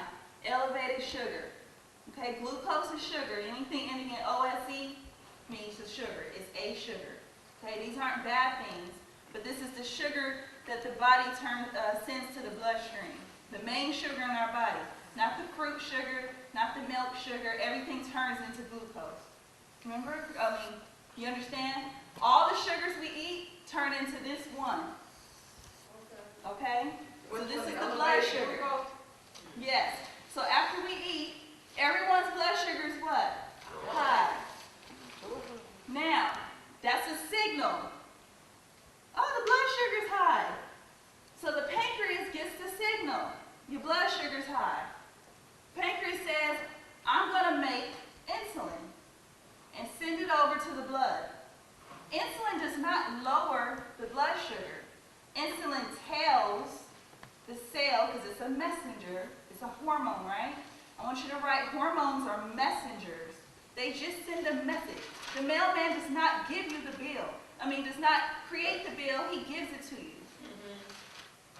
Insulin does not directly lower the blood sugar. He tells the cells, open your mouth so the sugar can go inside. He tells the cells, open your mouth. Come on, everyone, open your mouth. The pancreas. Yes, no, the insulin. So the insulin. The pancreas makes the insulin, sends it to the blood, and the insulin sends the signals throughout the body. Open your mouth. Oh, because your cells have mouths. There's mouths for all these different things. Mouths for water, mouths for certain vitamins. Open your mouth, take it in, the sugar's there. So now the sugar's going in the mouth, right? As the sugar goes into the cells, it says sugars enter cells, glucose enters cells. Now you see the blood starts to drop. The blood sugar starts to go down. Because now the sugar is going where? Inside the cells where they're supposed to go. You need sugar in your cells or you'll die. What happens when you don't have sugar in your cells? You feel lightheaded. You want to fall. This is the main source of energy, right? It's a carbohydrate. All right? So now your blood sugar is normal. Now we get a little lower. What happens when you go over 8 hours and you haven't eaten? Okay? Now we're in the fasting area because you went past 8 hours. Past 8 hours is fasting. Now your blood sugar is too low. Who helps again? Pancreas. He says, oh, I got to make another hormone. Who's a what? Messenger. This hormone's going to say, okay, wherever we stored that glucose, now we got to take it out and send it back into the bloodstream. It reverses it. It's called glucagon. They give this med too. They shoot people up with glucagon and insulin. They're not directly doing it, they're just telling the cells.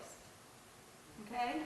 So we do store glucose. Glucagon tells the stored glucose, come out, don't store no more. Go back into the bloodstream so we can raise it up a little bit. We got to keep it level. Now we're back to normal, but look who else helps. The liver helps. And it says something here, amino acids. Protein. Did you know proteins turn into sugar? Okay? So if we didn't have any more storage, the proteins kick in. The liver says, okay, I'm going to turn some of this protein into glucose. Isn't it amazing? So I laugh when I hear people say, I'm on a low sugar diet. Because I'm like, your proteins can convert back into sugar. Okay? It's amazing. It's an amazing process. When you see the whole process, you go, how did that... Okay? It just takes pieces of the way it's configured and turns it into a sugar and sends it to your body. You can't avoid sugar. All right, everyone get this? Yeah. So, a diabetic. Yeah. What's the main thing here? The insulin's telling the cell. Yeah. The diabetic, the cell can't hear. Yeah. Right.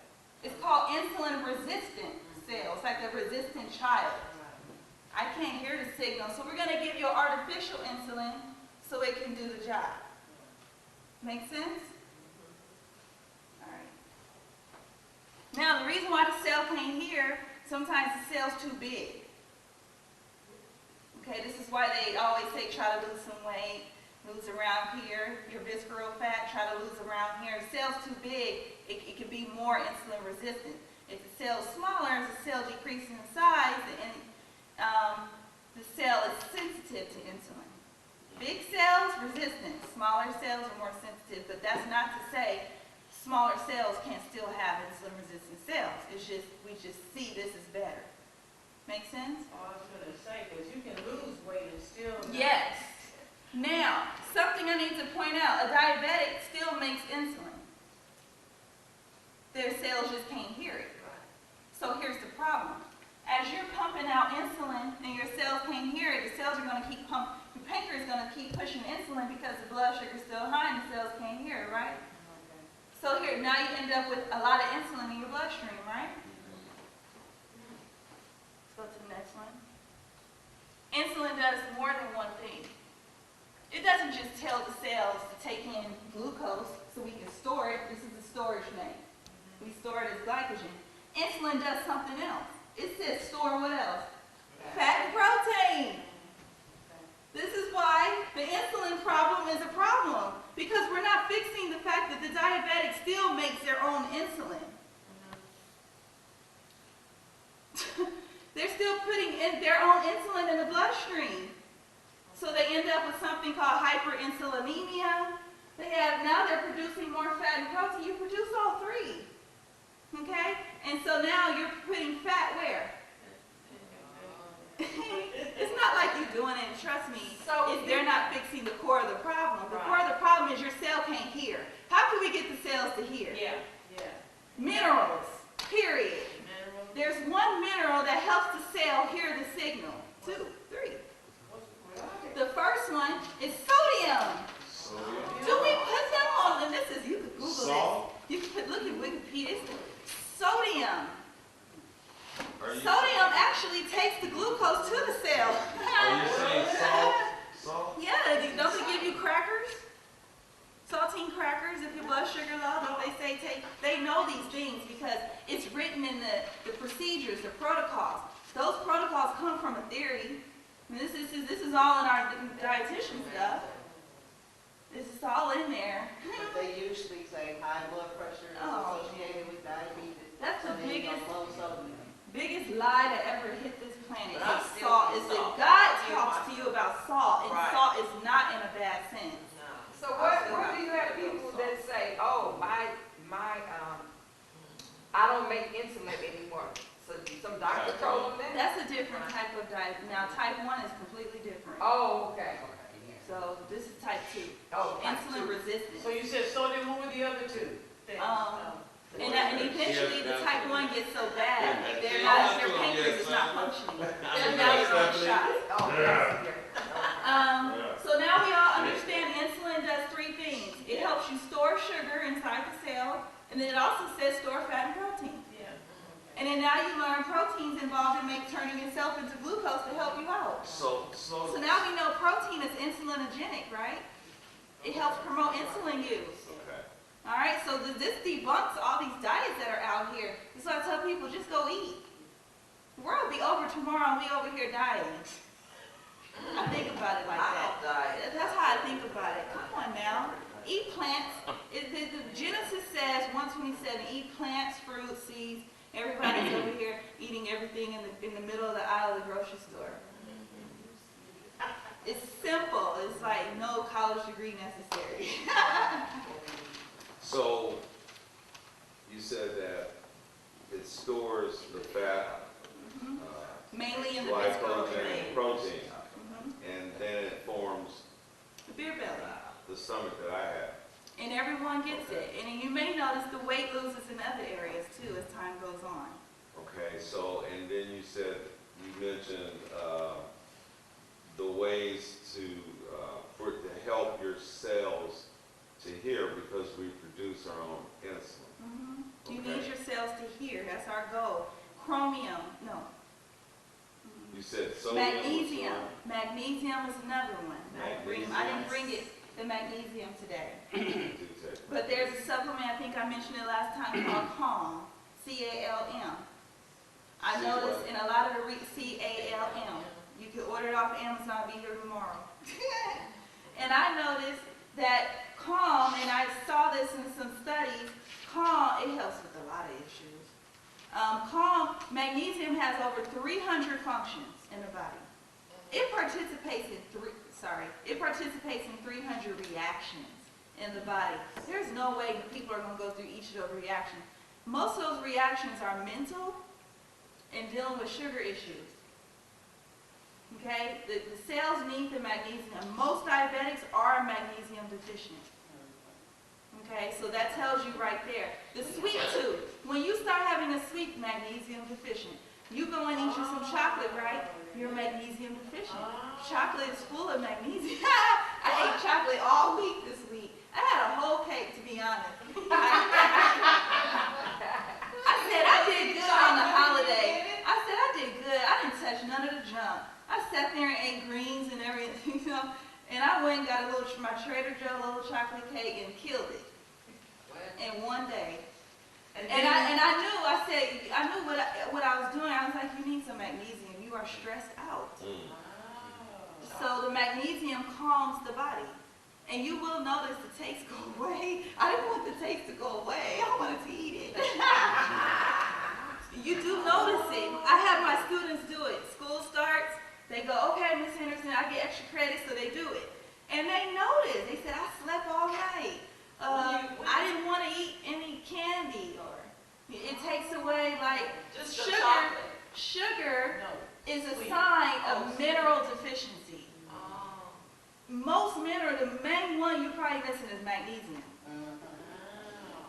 So you said you can order on Amazon There's no magnesium test or the for calm? these Calm. You can Yeah, order off ask the Amazon doctor. Prime, get you, type in Calm, you see it's a container, Okay. and you can take that, you can drink as much as you want. However, in the beginning, you will notice Calm, if anyone that used to take the clear magnesium citrate that's at the grocery store, my grandma used to give it to us, it's a laxative. Magnesium does have laxative effects. If you keep taking it, you will notice your body gets used to it and you no longer have that runny stool issue, but it does happen in the beginning for like the first week. Okay. And excess insulin starts decreasing your hunger. Okay? It starts decreasing your hunger. What? Excess insulin being pushed in the bloodstream, but you will notice you're still forming fat. Well, wait a minute, it decreases Yes. hunger? Yes, as time goes on, you'll notice you're not as hungry. Okay, I've worked with diabetics who are older, and it's hard for them to eat. They have all this insulin in their bloodstream. You just keep taking, you just keep, and you notice I don't have an appetite, you gotta make them eat, so that they don't have low blood sugar or anything, right? The medication, Any kind of chocolate will work? no, dark.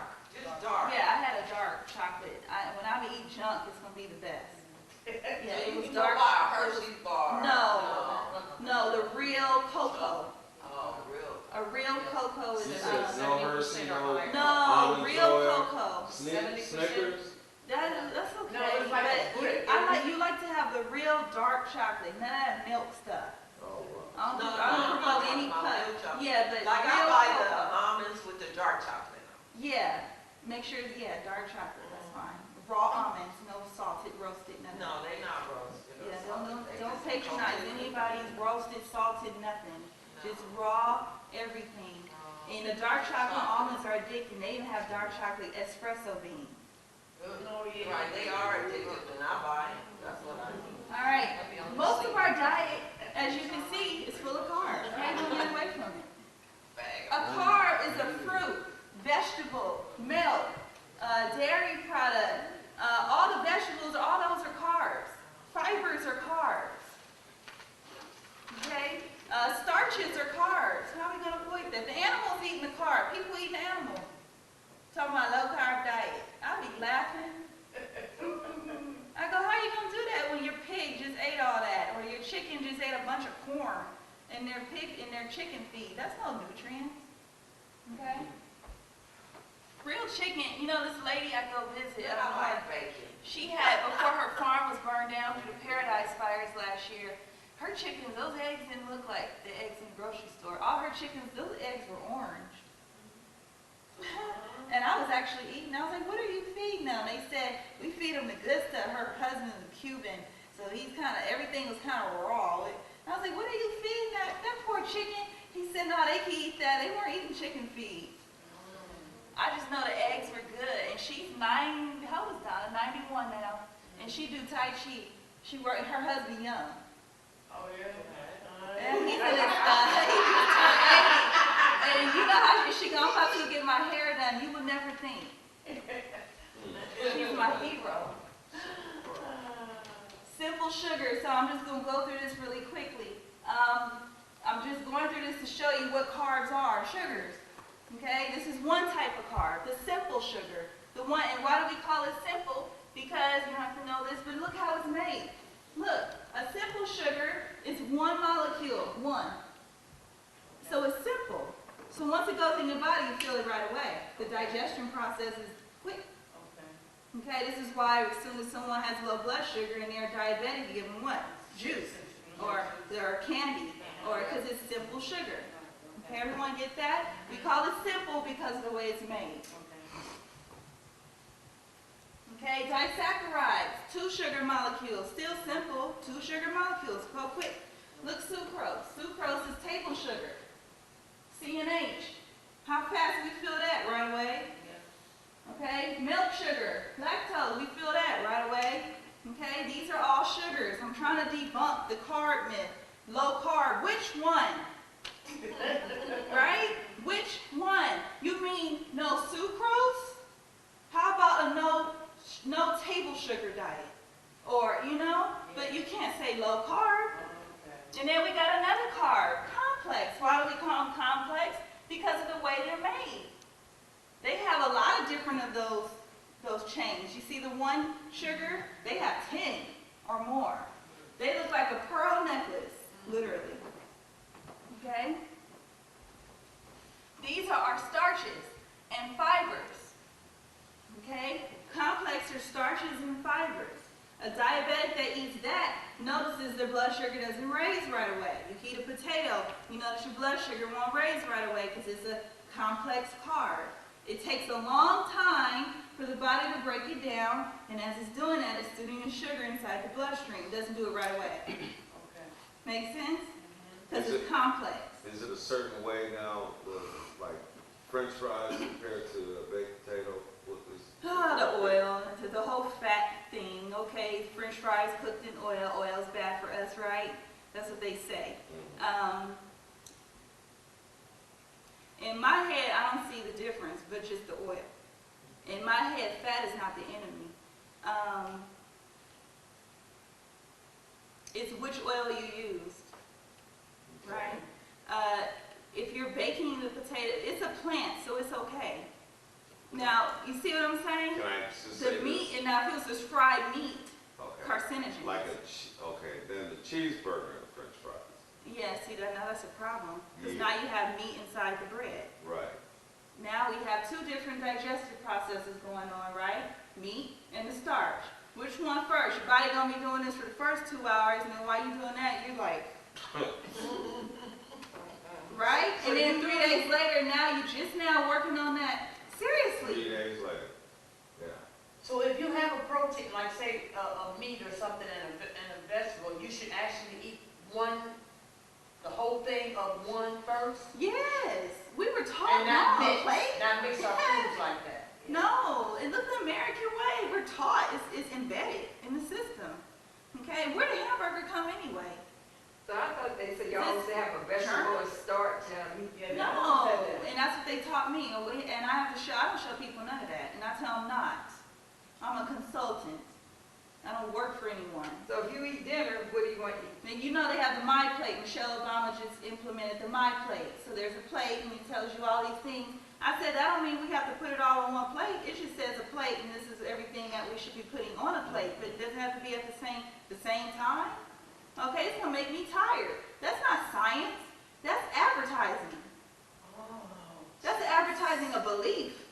Whose belief is that based on? It's not based on science. Because science, you just saw where the protein and starches start. And there's an old doctor, no one's paying attention, Dr. Hay, who created all this stuff, and that's not, that plate is a lie.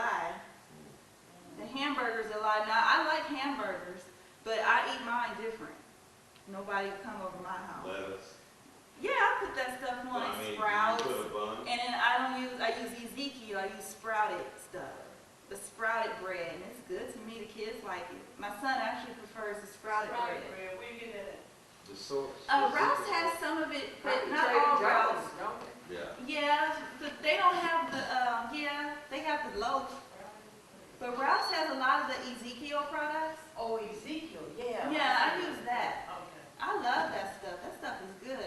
And then now when What it's is sprouted, that the name brand? yeah, it has the scripture on Like the there. scripture, yeah. Okay, the fiber. See the different types of fibers? Insoluble and soluble. How do you know which one?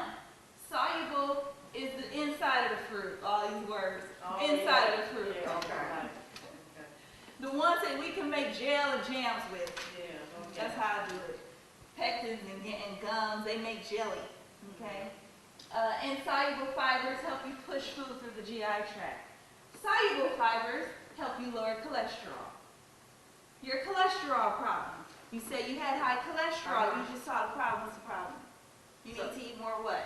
Apples, bananas. Now, we're not going to eat them all at the same time because now it's too sweet, right? We're not going to make a smoothie. We're going to eat an apple, and then we're going to eat a banana, right? I So probably is eat like that 10 good to bananas a create day. smoothies like that? You eat 10 bananas? I probably eat some. I don't know But why. That's Lately, only my all the body- potassium. My body is really, I go off what I want. So I've been eating a whole bunch of I bananas like used a to monkey. eat bananas, but then I started getting a big old tummy. Probably slowed the digestion down. See? Delays coming empty. You see that? But then this one speeds up. Now there are some times where people need to delay their stomach emptying because they have issues. So we got to delay it so we give them more soluble fibers. Like my grandmother, we give her soluble fiber. A lot of papaya, applesauce, you know, we don't want it coming out. It could be damaging the poop so much. So you got to slow it down. Okay, so you want to lower some cholesterol, that's your issue, not the pill. And it works. And you know what? And I show you the process of how it does it. Maybe that's why I'm eating so much, who knows? I don't really think about it. I just eat the banana. I had literally like 8 bananas in the last 2 days. And is that gonna make your I potassium haven't eaten high? anything. I just wanted the bananas. Will you have high potassium? Who cares about that? It goes down the next day. You know what? I order labs. I order labs for people. And they go, she has high potassium. Everybody alert. Can you come? She could die. She's a renal patient. She was on dialysis. Okay. Let's do another order. 2 days later, the thing went down. I said, what are we focused on? You guys know the stuff fluctuates. Yeah. You know, I said, okay, it's high. She's not going to die. You know, it's just so. But the It doctor goes has down the to know next if it's day. too high or too low. Because I have to do something with the high potassium. For a renal patient, it can cause a heart issue. Yeah. Like, they could literally die. But I've seen a lady just not care, and she's still here. That's why they said the bananas have too much sugar in it. But banana's not high in potassium. It's not. No. You got dark green vegetables. You got, it's all other types of stuff, but it's not the highest. Yes. Not at all. It's low. I don't know who put that on the banana. It don't have that much. Banana keeps me from passing out when That's I'm why I hungry. stopped That's all I eating. know is sugar. But I they slow let down. me have it. All right. We have different, so now you know it delays gastric emptying. So the soluble fiber slows it down. That's probably why you felt that. It slowed it down. So what we gotta do, pick it back up. Go eat some roughage, right? So the insoluble is the rough. Roughage. The soluble is the soft stuff. So you could take the inside of the apple and you could boil it down just a little, steam it, and soften it up. You know, my granddad does it. Makes my grandma applesauce. They don't really buy. They just learned about buying that stuff, and we told them that they were doing it. So beans will bloat you. Huh? Beans will bloat you. Unsoaked beans will bloat you. Unsoaked beans. So you activate everything. Yeah. You make them active and alive so we can be living and not be soaked and bloated and somewhere, sitting somewhere hurting. Okay. Okay, but make sure I soaked my black-eyed peas last week of 2 days. I just kept adding water till they opened because they wouldn't open. Something's wrong, they're not opening, Yeah, right. right? So I wanted to see the little sprout before I threw them in the pot, ate the whole thing in one day. the whole Oh, so thing. you should see the sprout come out before you cook. That's what, you know Yeah, what? I wanted it open because I'm eating them. Then I slow cooked them in bone broth, real bone broth. My sister went and bought these big fat beef bones and cooked them, slow cooked them for a couple of days, and then we're trying to heal our linings around the house. Yeah, see, Dr. Rabb told me that all these years, I never knew why my mom was so big, right? And so he said it's because when you soak it, it takes that outer shell, that like you said, that the bean softens, Mhm. where it's sproutable. Right, And that's where the stage you want it to be at. right. We want to eat Yeah. food that's a living. We want a live food. Right. Anything dead, we put it on as a little side dish. Like, you enjoy, like I said, get my little sliced beef salad. I love that thing. I eat it like 3 times a month. But that's on the side, in addition to everything else, right? It's not my entree. That thing will wilt in the refrigerator for 2 days once I'm done with it, because I'm only going to eat this much. So you don't eat the beef and the salad together, do you? The way she makes it, she puts onions and garlic and lettuce and puts some rice vinegar on it and has peppers, and then she puts the meat on slices of meat. So I only eat a portion. I only bought that whole $10 thing just to eat a little bit, and it wilts in the Can I refrigerator. ask you something? Mm-hmm. You know what, since I got older, I can't eat no forms of rice. Yes, you have to heal your linings, because there's probably some little holes in there, a leaky gut somewhere. Do you have joint pains in your knees? I do. Yeah, and a lot of that is digestive. Once you heal the linings, you'll be able to eat the rice. Give it like 6, 9 months. Can you heal It'll the go nerve? away. Can you heal your nerves, your nervous system?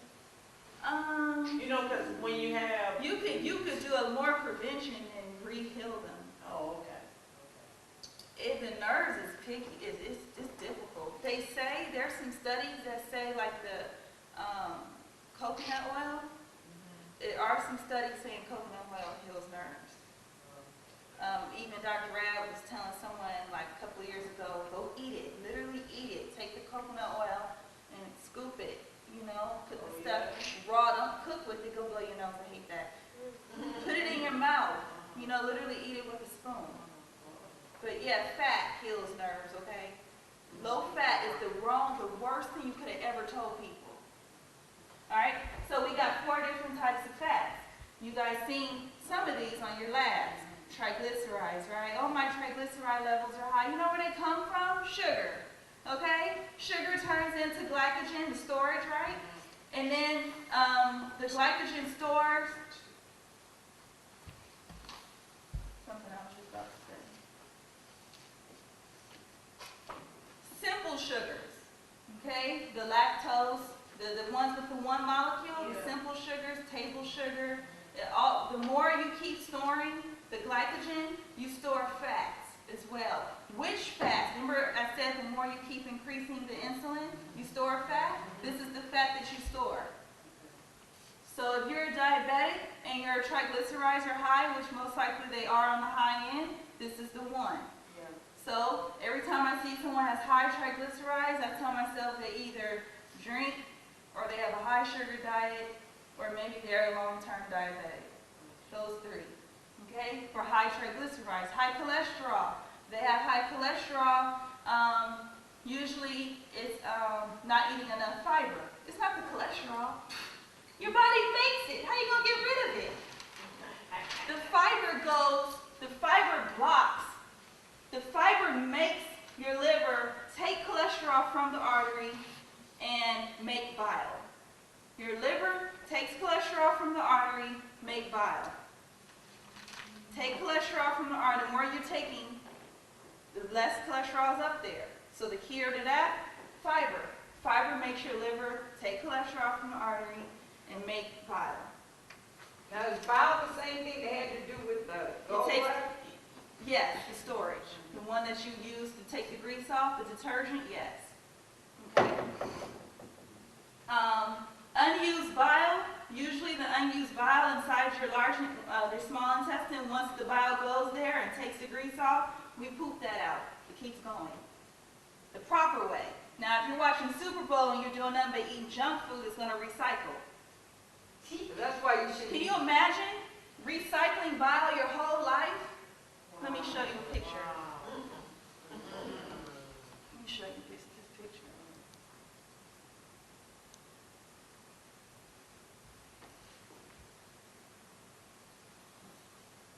I know I have it because I showed the Vermont Avenue.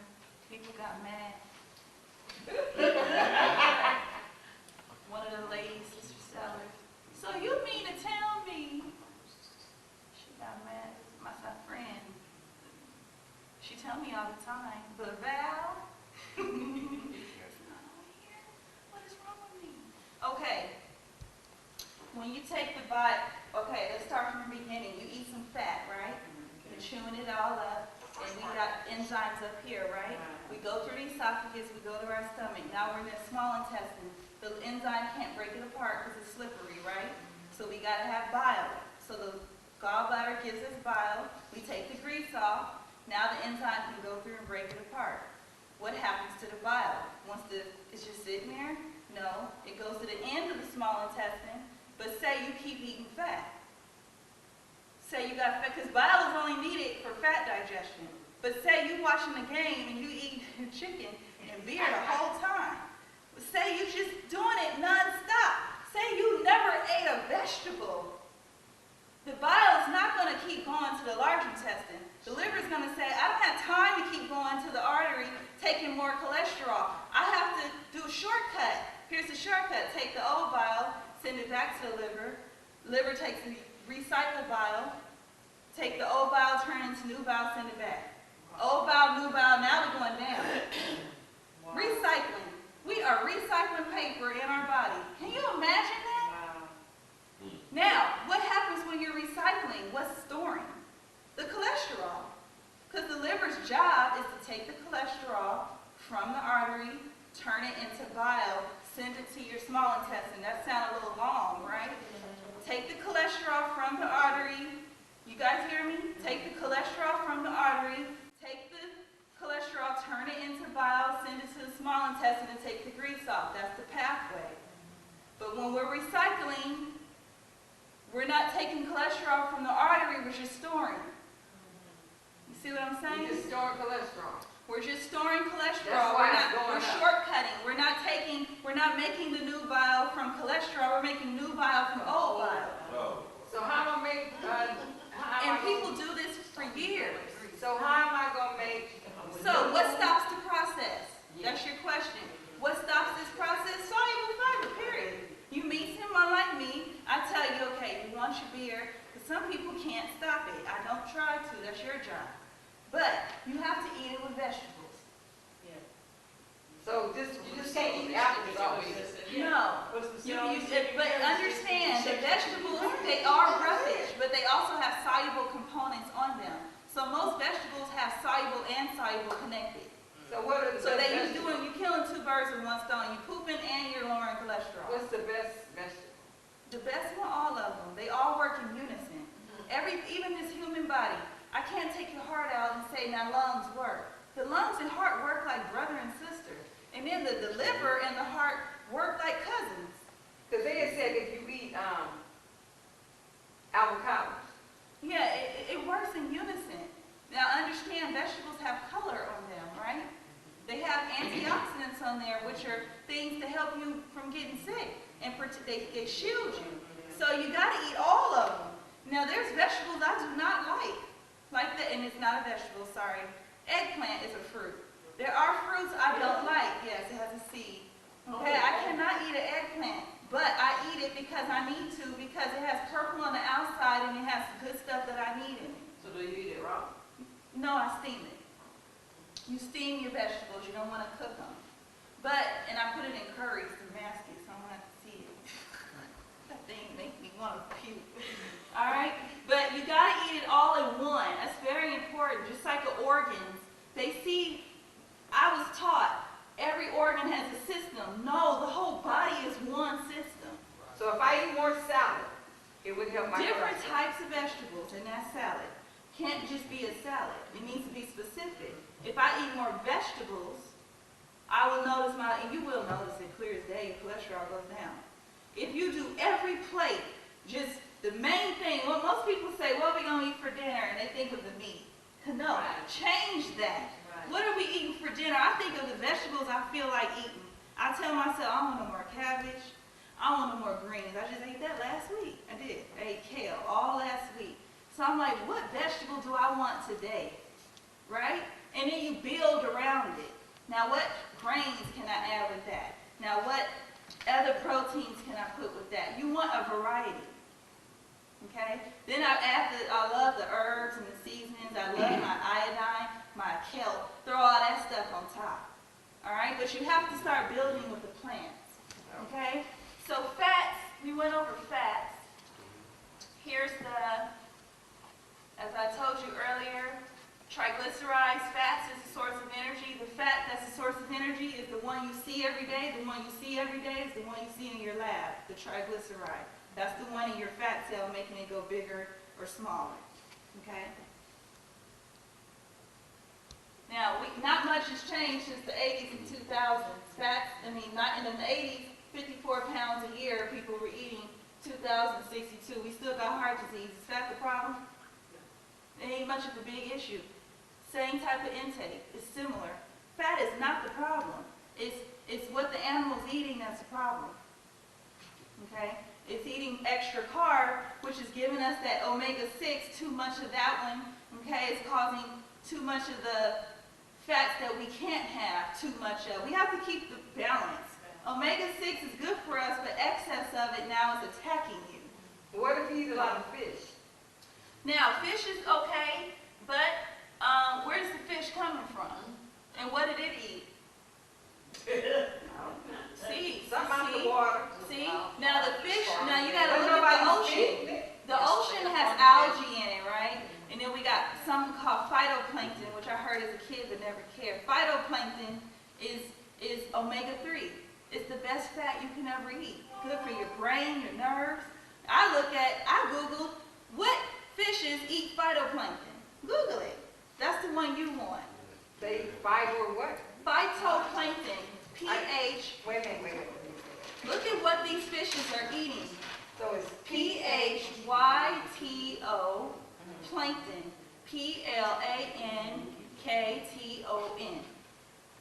Now that's the fish I should want to eat. You want to eat whoever eats him. Because phytoplankton is a plant. Okay. It's I green. just- I It's just- I little just green Googled. in the ocean, like the anchovies. I can tell you, anchovies, sardines, salmon. Salmon don't eat phytoplankton, but it's something else that they have in them. They have a lot of omega-6, a lot of omega-3, okay? But it needs to have bones and skin. What's the skinless generation? Bones and skin. Would you want to, if you take the bones out of yourself, would you have any minerals? Where's your calcium? Okay, all of our minerals are in the bones, so when they rip the animal and I wrote Trader Joe's and said, I want my sardines, this is all I can eat for lunch now. I can't eat much. You guys are flooding the store with garbage.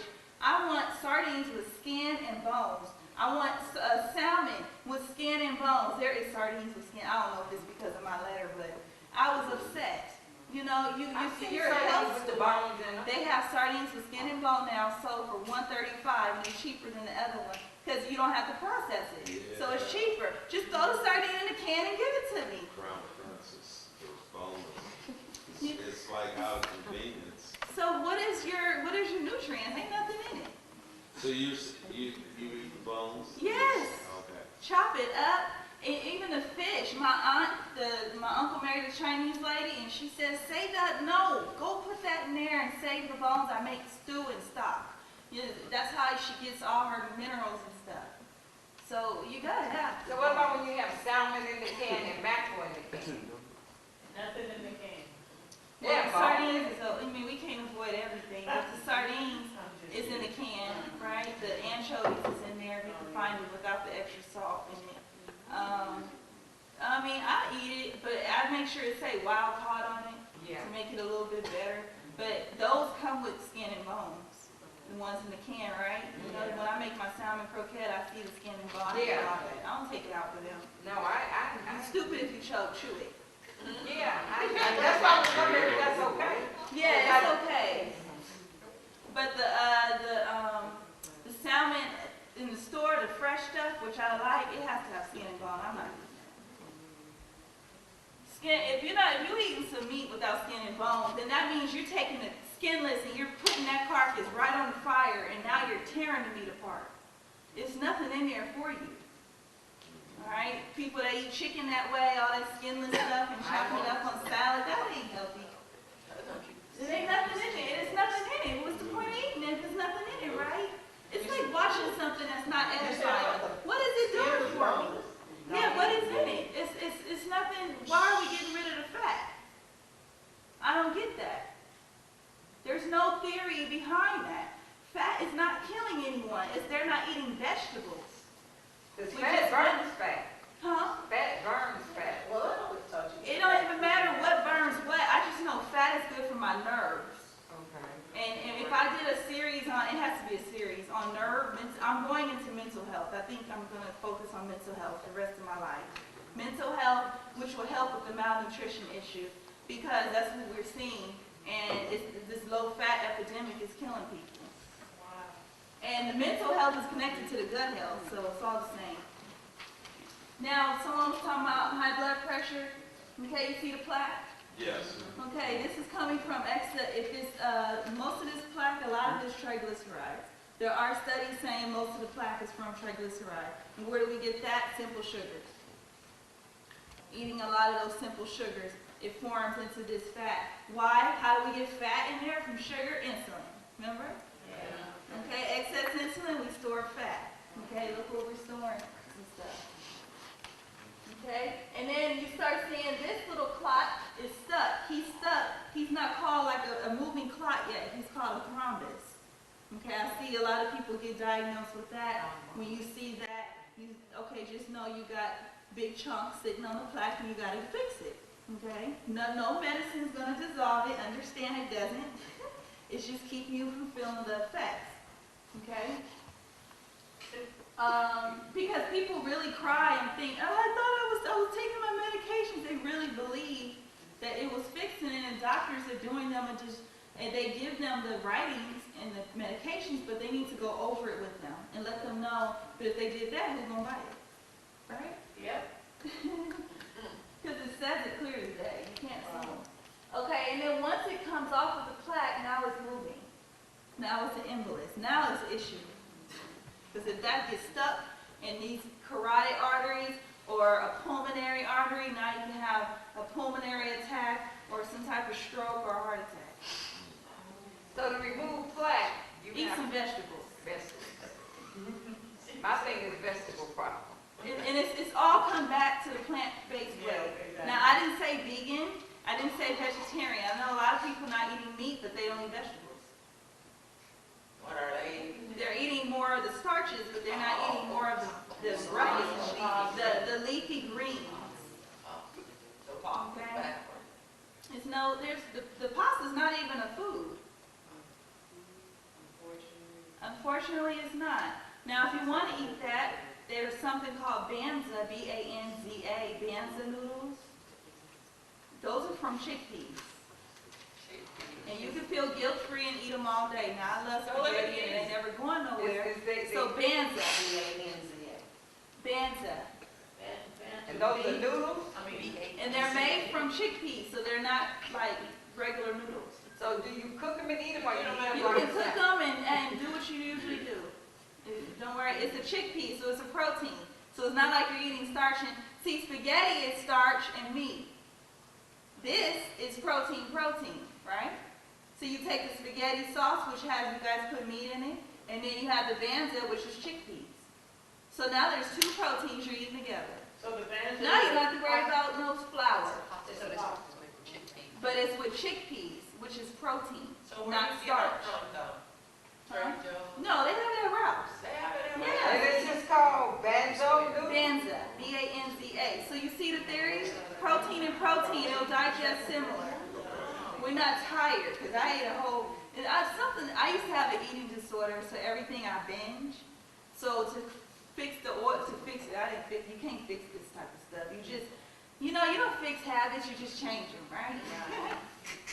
You don't get cured, so I binge on everything, so I eat the whole pot of that. And I don't get tired. But you can still mix it with the spaghetti sauce? Yeah, because the spaghetti sauce is just a sauce, and then it's the noodles aren't starch.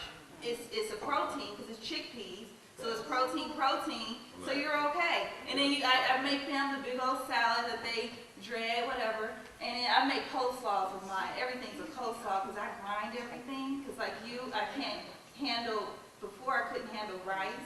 So after I couldn't handle the rice, I started grinding everything. Even after I repaired, I grind everything. So it's coleslaw.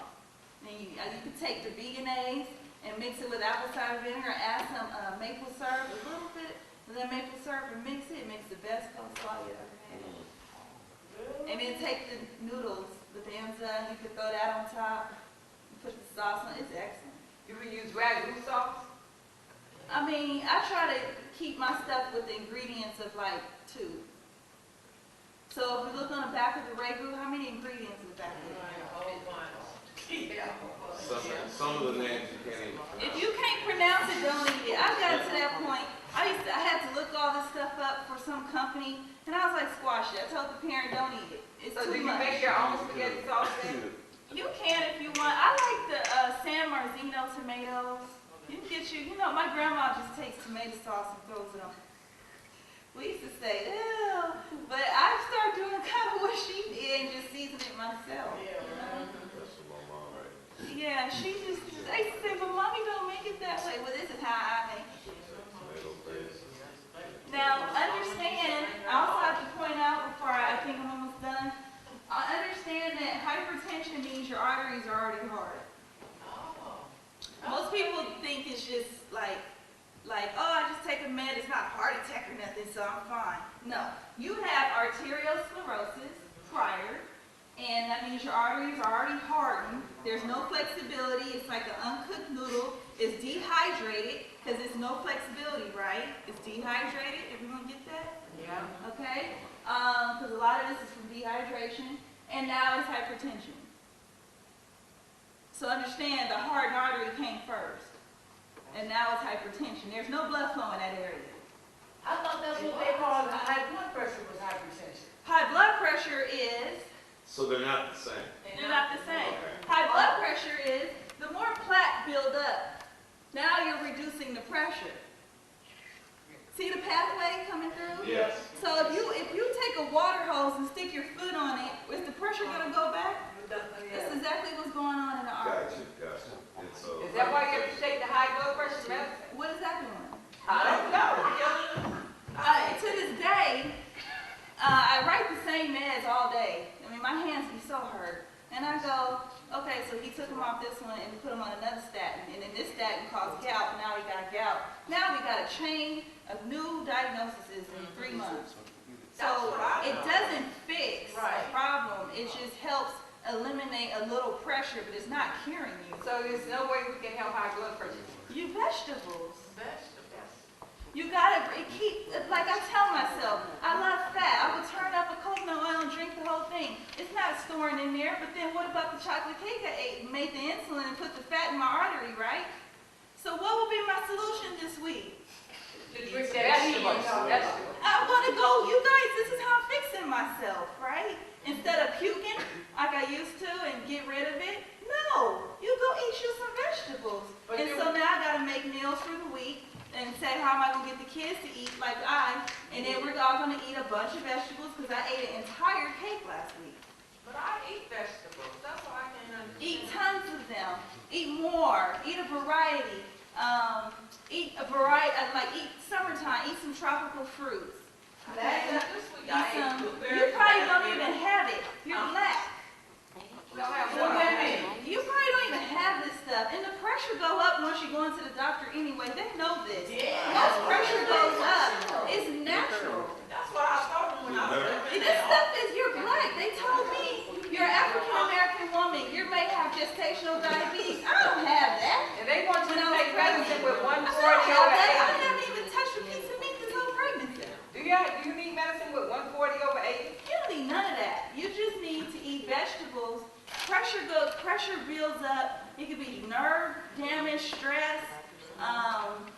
You know, take a bowel movement, watch the pressure go down. A lot of the pressure's here, and it's pushing on other things. Yeah. You know, I just can't believe in this. So, if you guys want to look at the blood, I took a man's blood pressure for 5 years. He still died. And then he died with a good number. The day he died, we took his pressure like we did 3 times a day. He still died. So, is the blood pressure a real indicator of health? Right? That's just We like know the this. stat. We just have to do it for indicators for Medi-Cal and Medicare. Yeah, just like they got Just laws like about weight. the statins, Mhm. saying it was turning women into type 2 diabetics. See? But they're still pressuring you, talking about the plaque. Eat vegetables. Yeah, that's what I'm gonna do. Okay, you build calcium deposits. A lot of times you build calcium deposits taking all these supplements. There's some, you shouldn't be taking calcium supplements. I don't recommend them. Don't do it. You eat the moringa. I bring food to you so you can eat food, you know. But the supplements, excess calcium, it causes plaque buildup in soft tissues, kidneys, arteries. Okay, these are soft tissue buildup from over excessive calcium in the body. Okay? I know that you said something earlier, but you said it several times, that you don't eat, you don't take capsules. I don't like to because I used to abuse them. Okay. So for me, I mean, I can't tell you what I've done. I should be dead. Like, some days I didn't wake up. My roommate used to be like, Valerie, wake up. I was on something. I don't take capsules because it reminds me of some stuff. But I also don't like to give people capsules because they're coated, even if they're coated in Dr. Rab's nice and healthy stuff, I don't know if they have enough stomach acid and mucus in there to help open up this thing. So if I don't know, I tell you to open the capsule and sprinkle it in the drink. Because we can't know everything that's going on in there, but we just need to know, what I told you today, my linings have to stay healthy. Okay. So I can think, move, and function, or else I'm not absorbing anything I eat. Okay? So you can open up these things, because I can't do an assessment and tell you, but I can tell you if you feel tired after you eat, your linings need to be repaired, and your diet needs to change.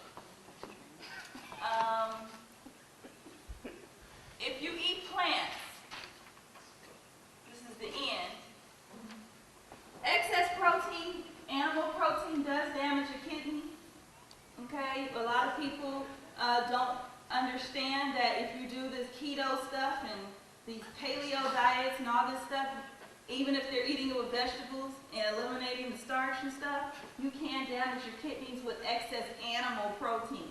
Because this word up here, ammonia, NH3, comes from protein, animal protein, and when it breaks it apart with the enzyme, the body says, now what are we going to do with this side and this side? The ammonia portion goes to urine.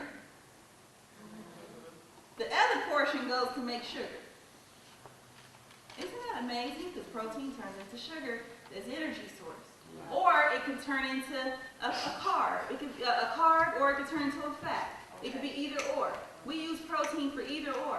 But the ammonia portion goes to pee. Who makes the urine? Liver.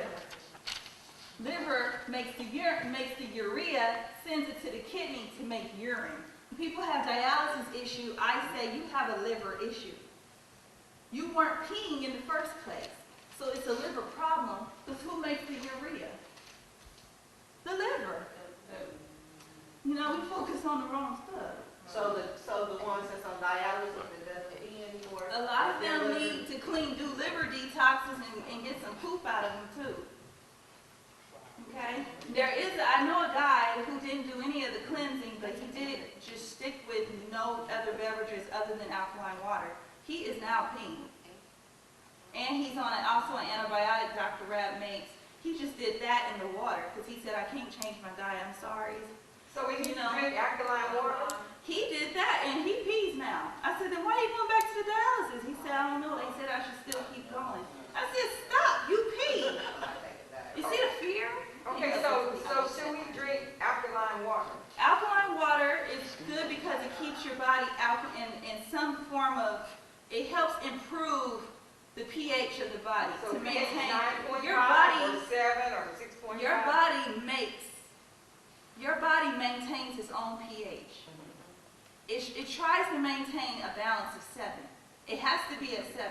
Most people say alkaline water raises it above 7. That's not possible.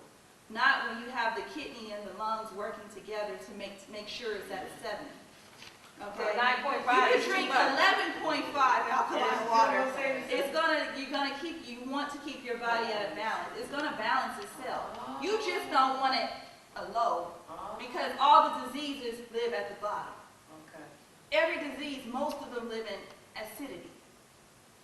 Okay? So this morning I woke up and alkalized my body. Apple cider vinegar, that remedy is to alkaline the body. It is an acid substance, but once it's inside, it is alkaline. That's why you take away the joint pains and it helps you use the bathroom, all these little things people say it does, because it alkalizes the body. I had to alkalize my body. I've been damaging all week. Will it make too much, we get acid with the? The alkaline, the apple cider vinegar is not acid once it gets in here. But one time, You have to mix it with water though. yeah, one time it was stripping my throat, cause I guess I wasn't mixing in enough water with it. Yeah, and I always warm it, make a hot glass, Oh my God. and I warm it, and then I boil water, then I add it. Do you add any honey or And anything with no, it? How much you put in? I don't know, I just, Probably 2 caps. and yeah, no, I kind of do a little more.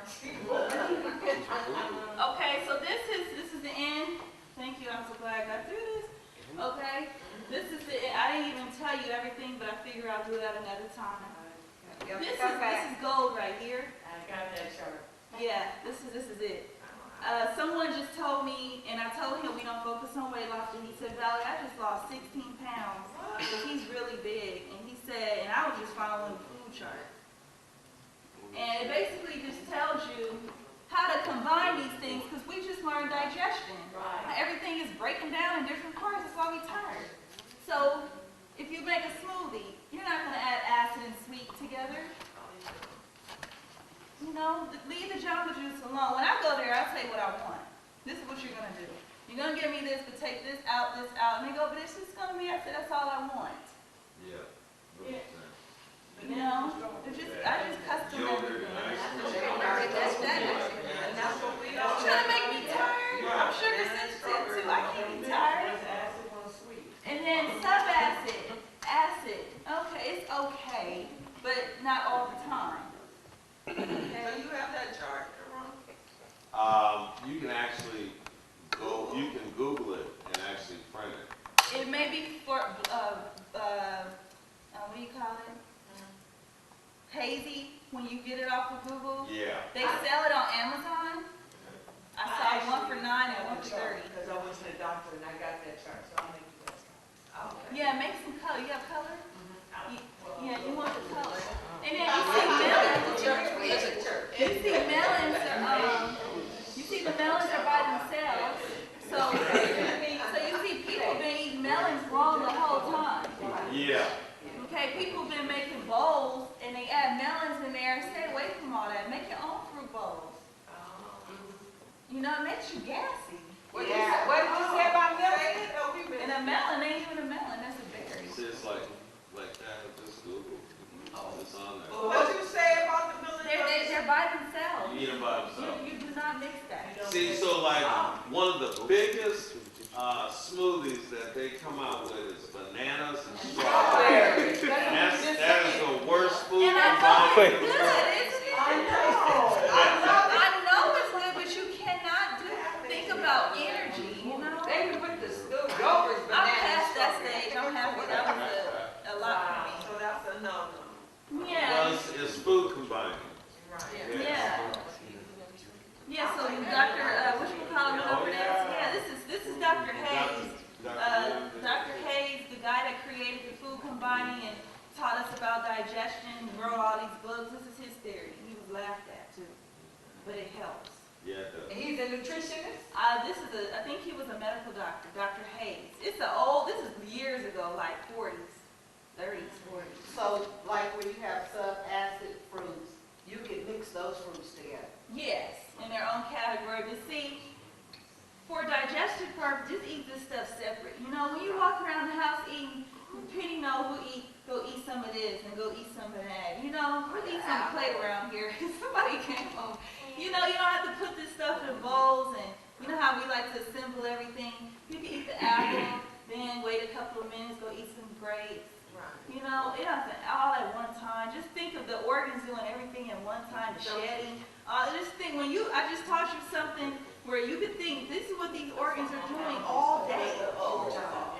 And so sometimes you're gonna need to stop. No eating today. Let me give the body a break. Let's just drink some water. Let's just drink some water and you can squeeze an orange to get the sugar so you can have the energy a little bit for the day. But don't you want to make it sleep sometimes? Okay, I will do a series on detoxing and intermittent fasting because I think Vermont asked for that for April. Yeah, we need that. Yeah, Joyce Jones, when I first met her in 2005, I was not thinking about getting into this. I was trying to get into vet school. I was trying to get into vet school, and she pulled me to the side at a service that she was visiting and said, honey, your face, what are you doing? I was binging and purging and all, you know, and taking stuff, and I wasn't interested in this. And she said, you need to cleanse. And then she called me, and I said, where do you get all this? I'm not doing this. I said, I want the $6 burger. What am I supposed to do about the $6? You know, you just get into college and you leave your mama, and she didn't let us eat an ounce of beef growing up, so I binged, you know, and You talking about Joyce Jones. Did you used to come here? And she told me, she said, I don't care how many days, you never remember anything I said. She said, always remember, it doesn't matter how many days you fast, as long as you fast, the body has to take a break. You know, and she used to have brain cancer, and that stuff is gone for her. People don't usually survive with that. Joyce Young, right? Joyce Young, not the Yeah, I was. Young, Joyce Yeah. Young. She got me on her program. I had no interest. She just stopped me in the middle of a service. She did the and same. said, your face, and I said, You ain't feeling good, are you, son? And I looked at her. How do you know I'm not? and I was feeling sitting good? over here teaching, and she Sure. said, go get my books. They're simply wholesome, and I was not interested. And now I'm doing this. So. I even told her son one day, I'm not doing that. Okay, food, and I went and got a whole nother degree and changed everything over this. This one, protein and starches don't do it. So these are just, and it specifies the starch. So you see some of these starches are up here in the low starch vegetables, right? I tend to just eat a lot of squash. I'm like a fan of squash. But you cannot be mixing squash with meat, right? Oh, question. And look, beans. Beans, you can't. You can't mix beans with meat? See that? You Beans. know, sometimes I eat for Protein. breakfast like an egg and then I have a banana, but that's not good. Oh, you Eat said that egg stuff and separate. beans I with would Eat meat? that stuff separate. Just eat it. You Yeah, can't you mix want the beans egg and with then meat? wait and then eat your bananas? You can't mix beans with meat? No. See? Oh, you can eat beans with meat. Oh, okay, But look, no starch. okay. So this is very good. When you go over it and follow it like a guide, and it will help you with so many issues. So the low starch vegetables at the top, you can That's mix with the fine. protein. The leaves. Daniel. Leaves, the little flowers, where's the cruciferous? Oh no, the cruciferous. Yeah, we can eat it with flowers, cruciferous vegetables, like the cauliflower and the broccoli. So low starch vegetables can go with protein. Yes. Do you eat your spinach and your cabbage raw, or do you cook it? I steam everything. Steam it, because, And I do eat raw cabbage. yeah, you can eat raw I do eat it sometimes, but I grind it. Okay, because he was saying that it turns into liquid salt. Uh-huh. Yeah, and I didn't know that. Causes gas. Yeah. A lot of, so steaming is fine, just no cooking, please. Okay.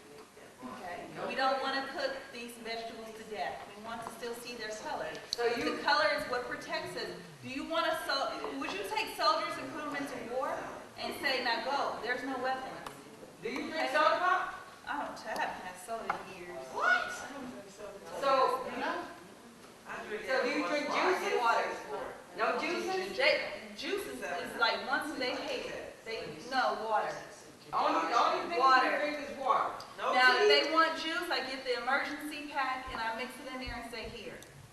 I am not buying juice, no, You don't buy juice. no. No tea?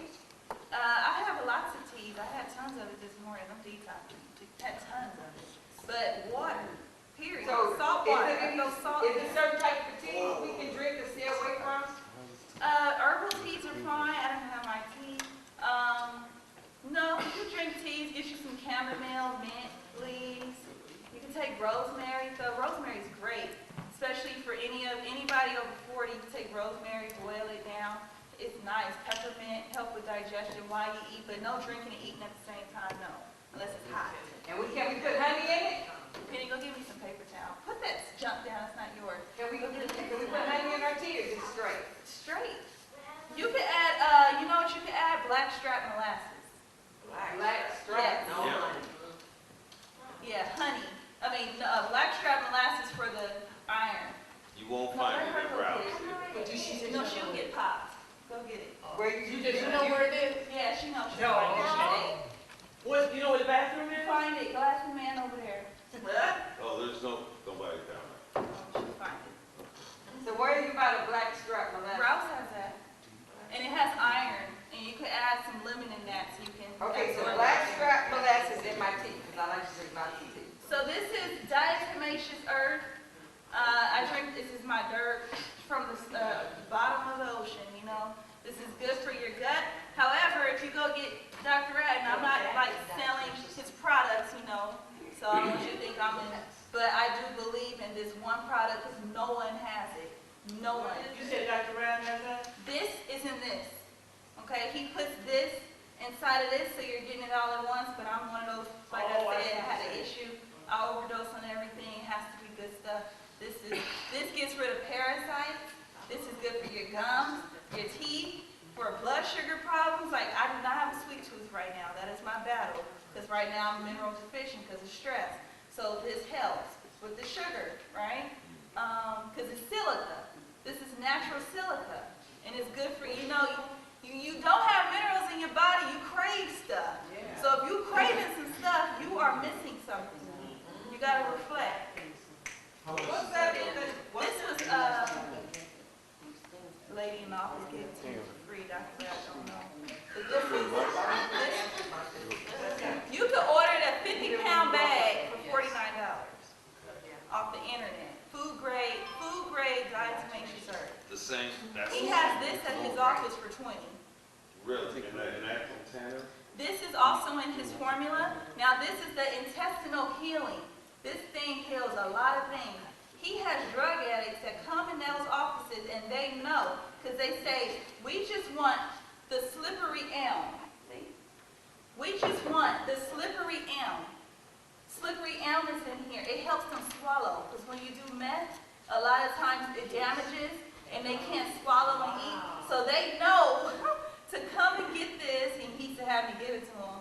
And they take this and it coats here because it's slippery. If you mix this, you'll see the slippery elm. It's like jelly. It sure is. And it coats this, all this, and you notice your food is sliding. You gotta eat rice. Don't do it all. did it help your You're trying to heal. You're supposed to eat vegetables, but if you can eat some rice after you take this, you'll be like, man, I can eat rice and no bloat because this is coating. No, it don't bloat, it doesn't, it comes up or I either Yeah, break out. there's it's probably most likely a leaky gut issue. Anytime you can't eat a grain or some type of, something from some type of grain or plant, and it may feel like it's coming up, it's like an irritable bowel issue. But this coats. Okay? Do it has you some have stuff- any of these with you today? No, I should be selling his stuff. I have this, the one on Compton? This is 429 West Manchester. No, right there before you get to, you know where the. Right next to Very Goldenberg? picky on who sells it. No, not Goldenberg, not Goldenberg, but where you get to going to the 405 way. 429 West. What's the chicken and. Roscoe's. Right before, block before you get to. If you want it, I can take orders and give them to him, and he can ship it out tomorrow, and just call and pay for it. Now, how much is it? This is, 27, And what is that? the intestinal healer. You take it before you eat. That's it? Is that Is the he same open thing in your today? plastic bag? What's today? He not open on the weekend. Can I look at it for a minute, just to Okay. see? Yeah. All right. Is that the same That's thing in the the black. plastic Open bag? on, What you gotta on do Monday. is, Let me take, but he's open late, like. Now, Yeah. Yeah, you'll see. is that the same thing that's in your plastic bag? Is she Yes. If finished? he puts a little bit of Is she this in finished? there, I just take this extra, because I notice my body is Oh, cramping. okay. So where do you get that Brother from? Williams. From him.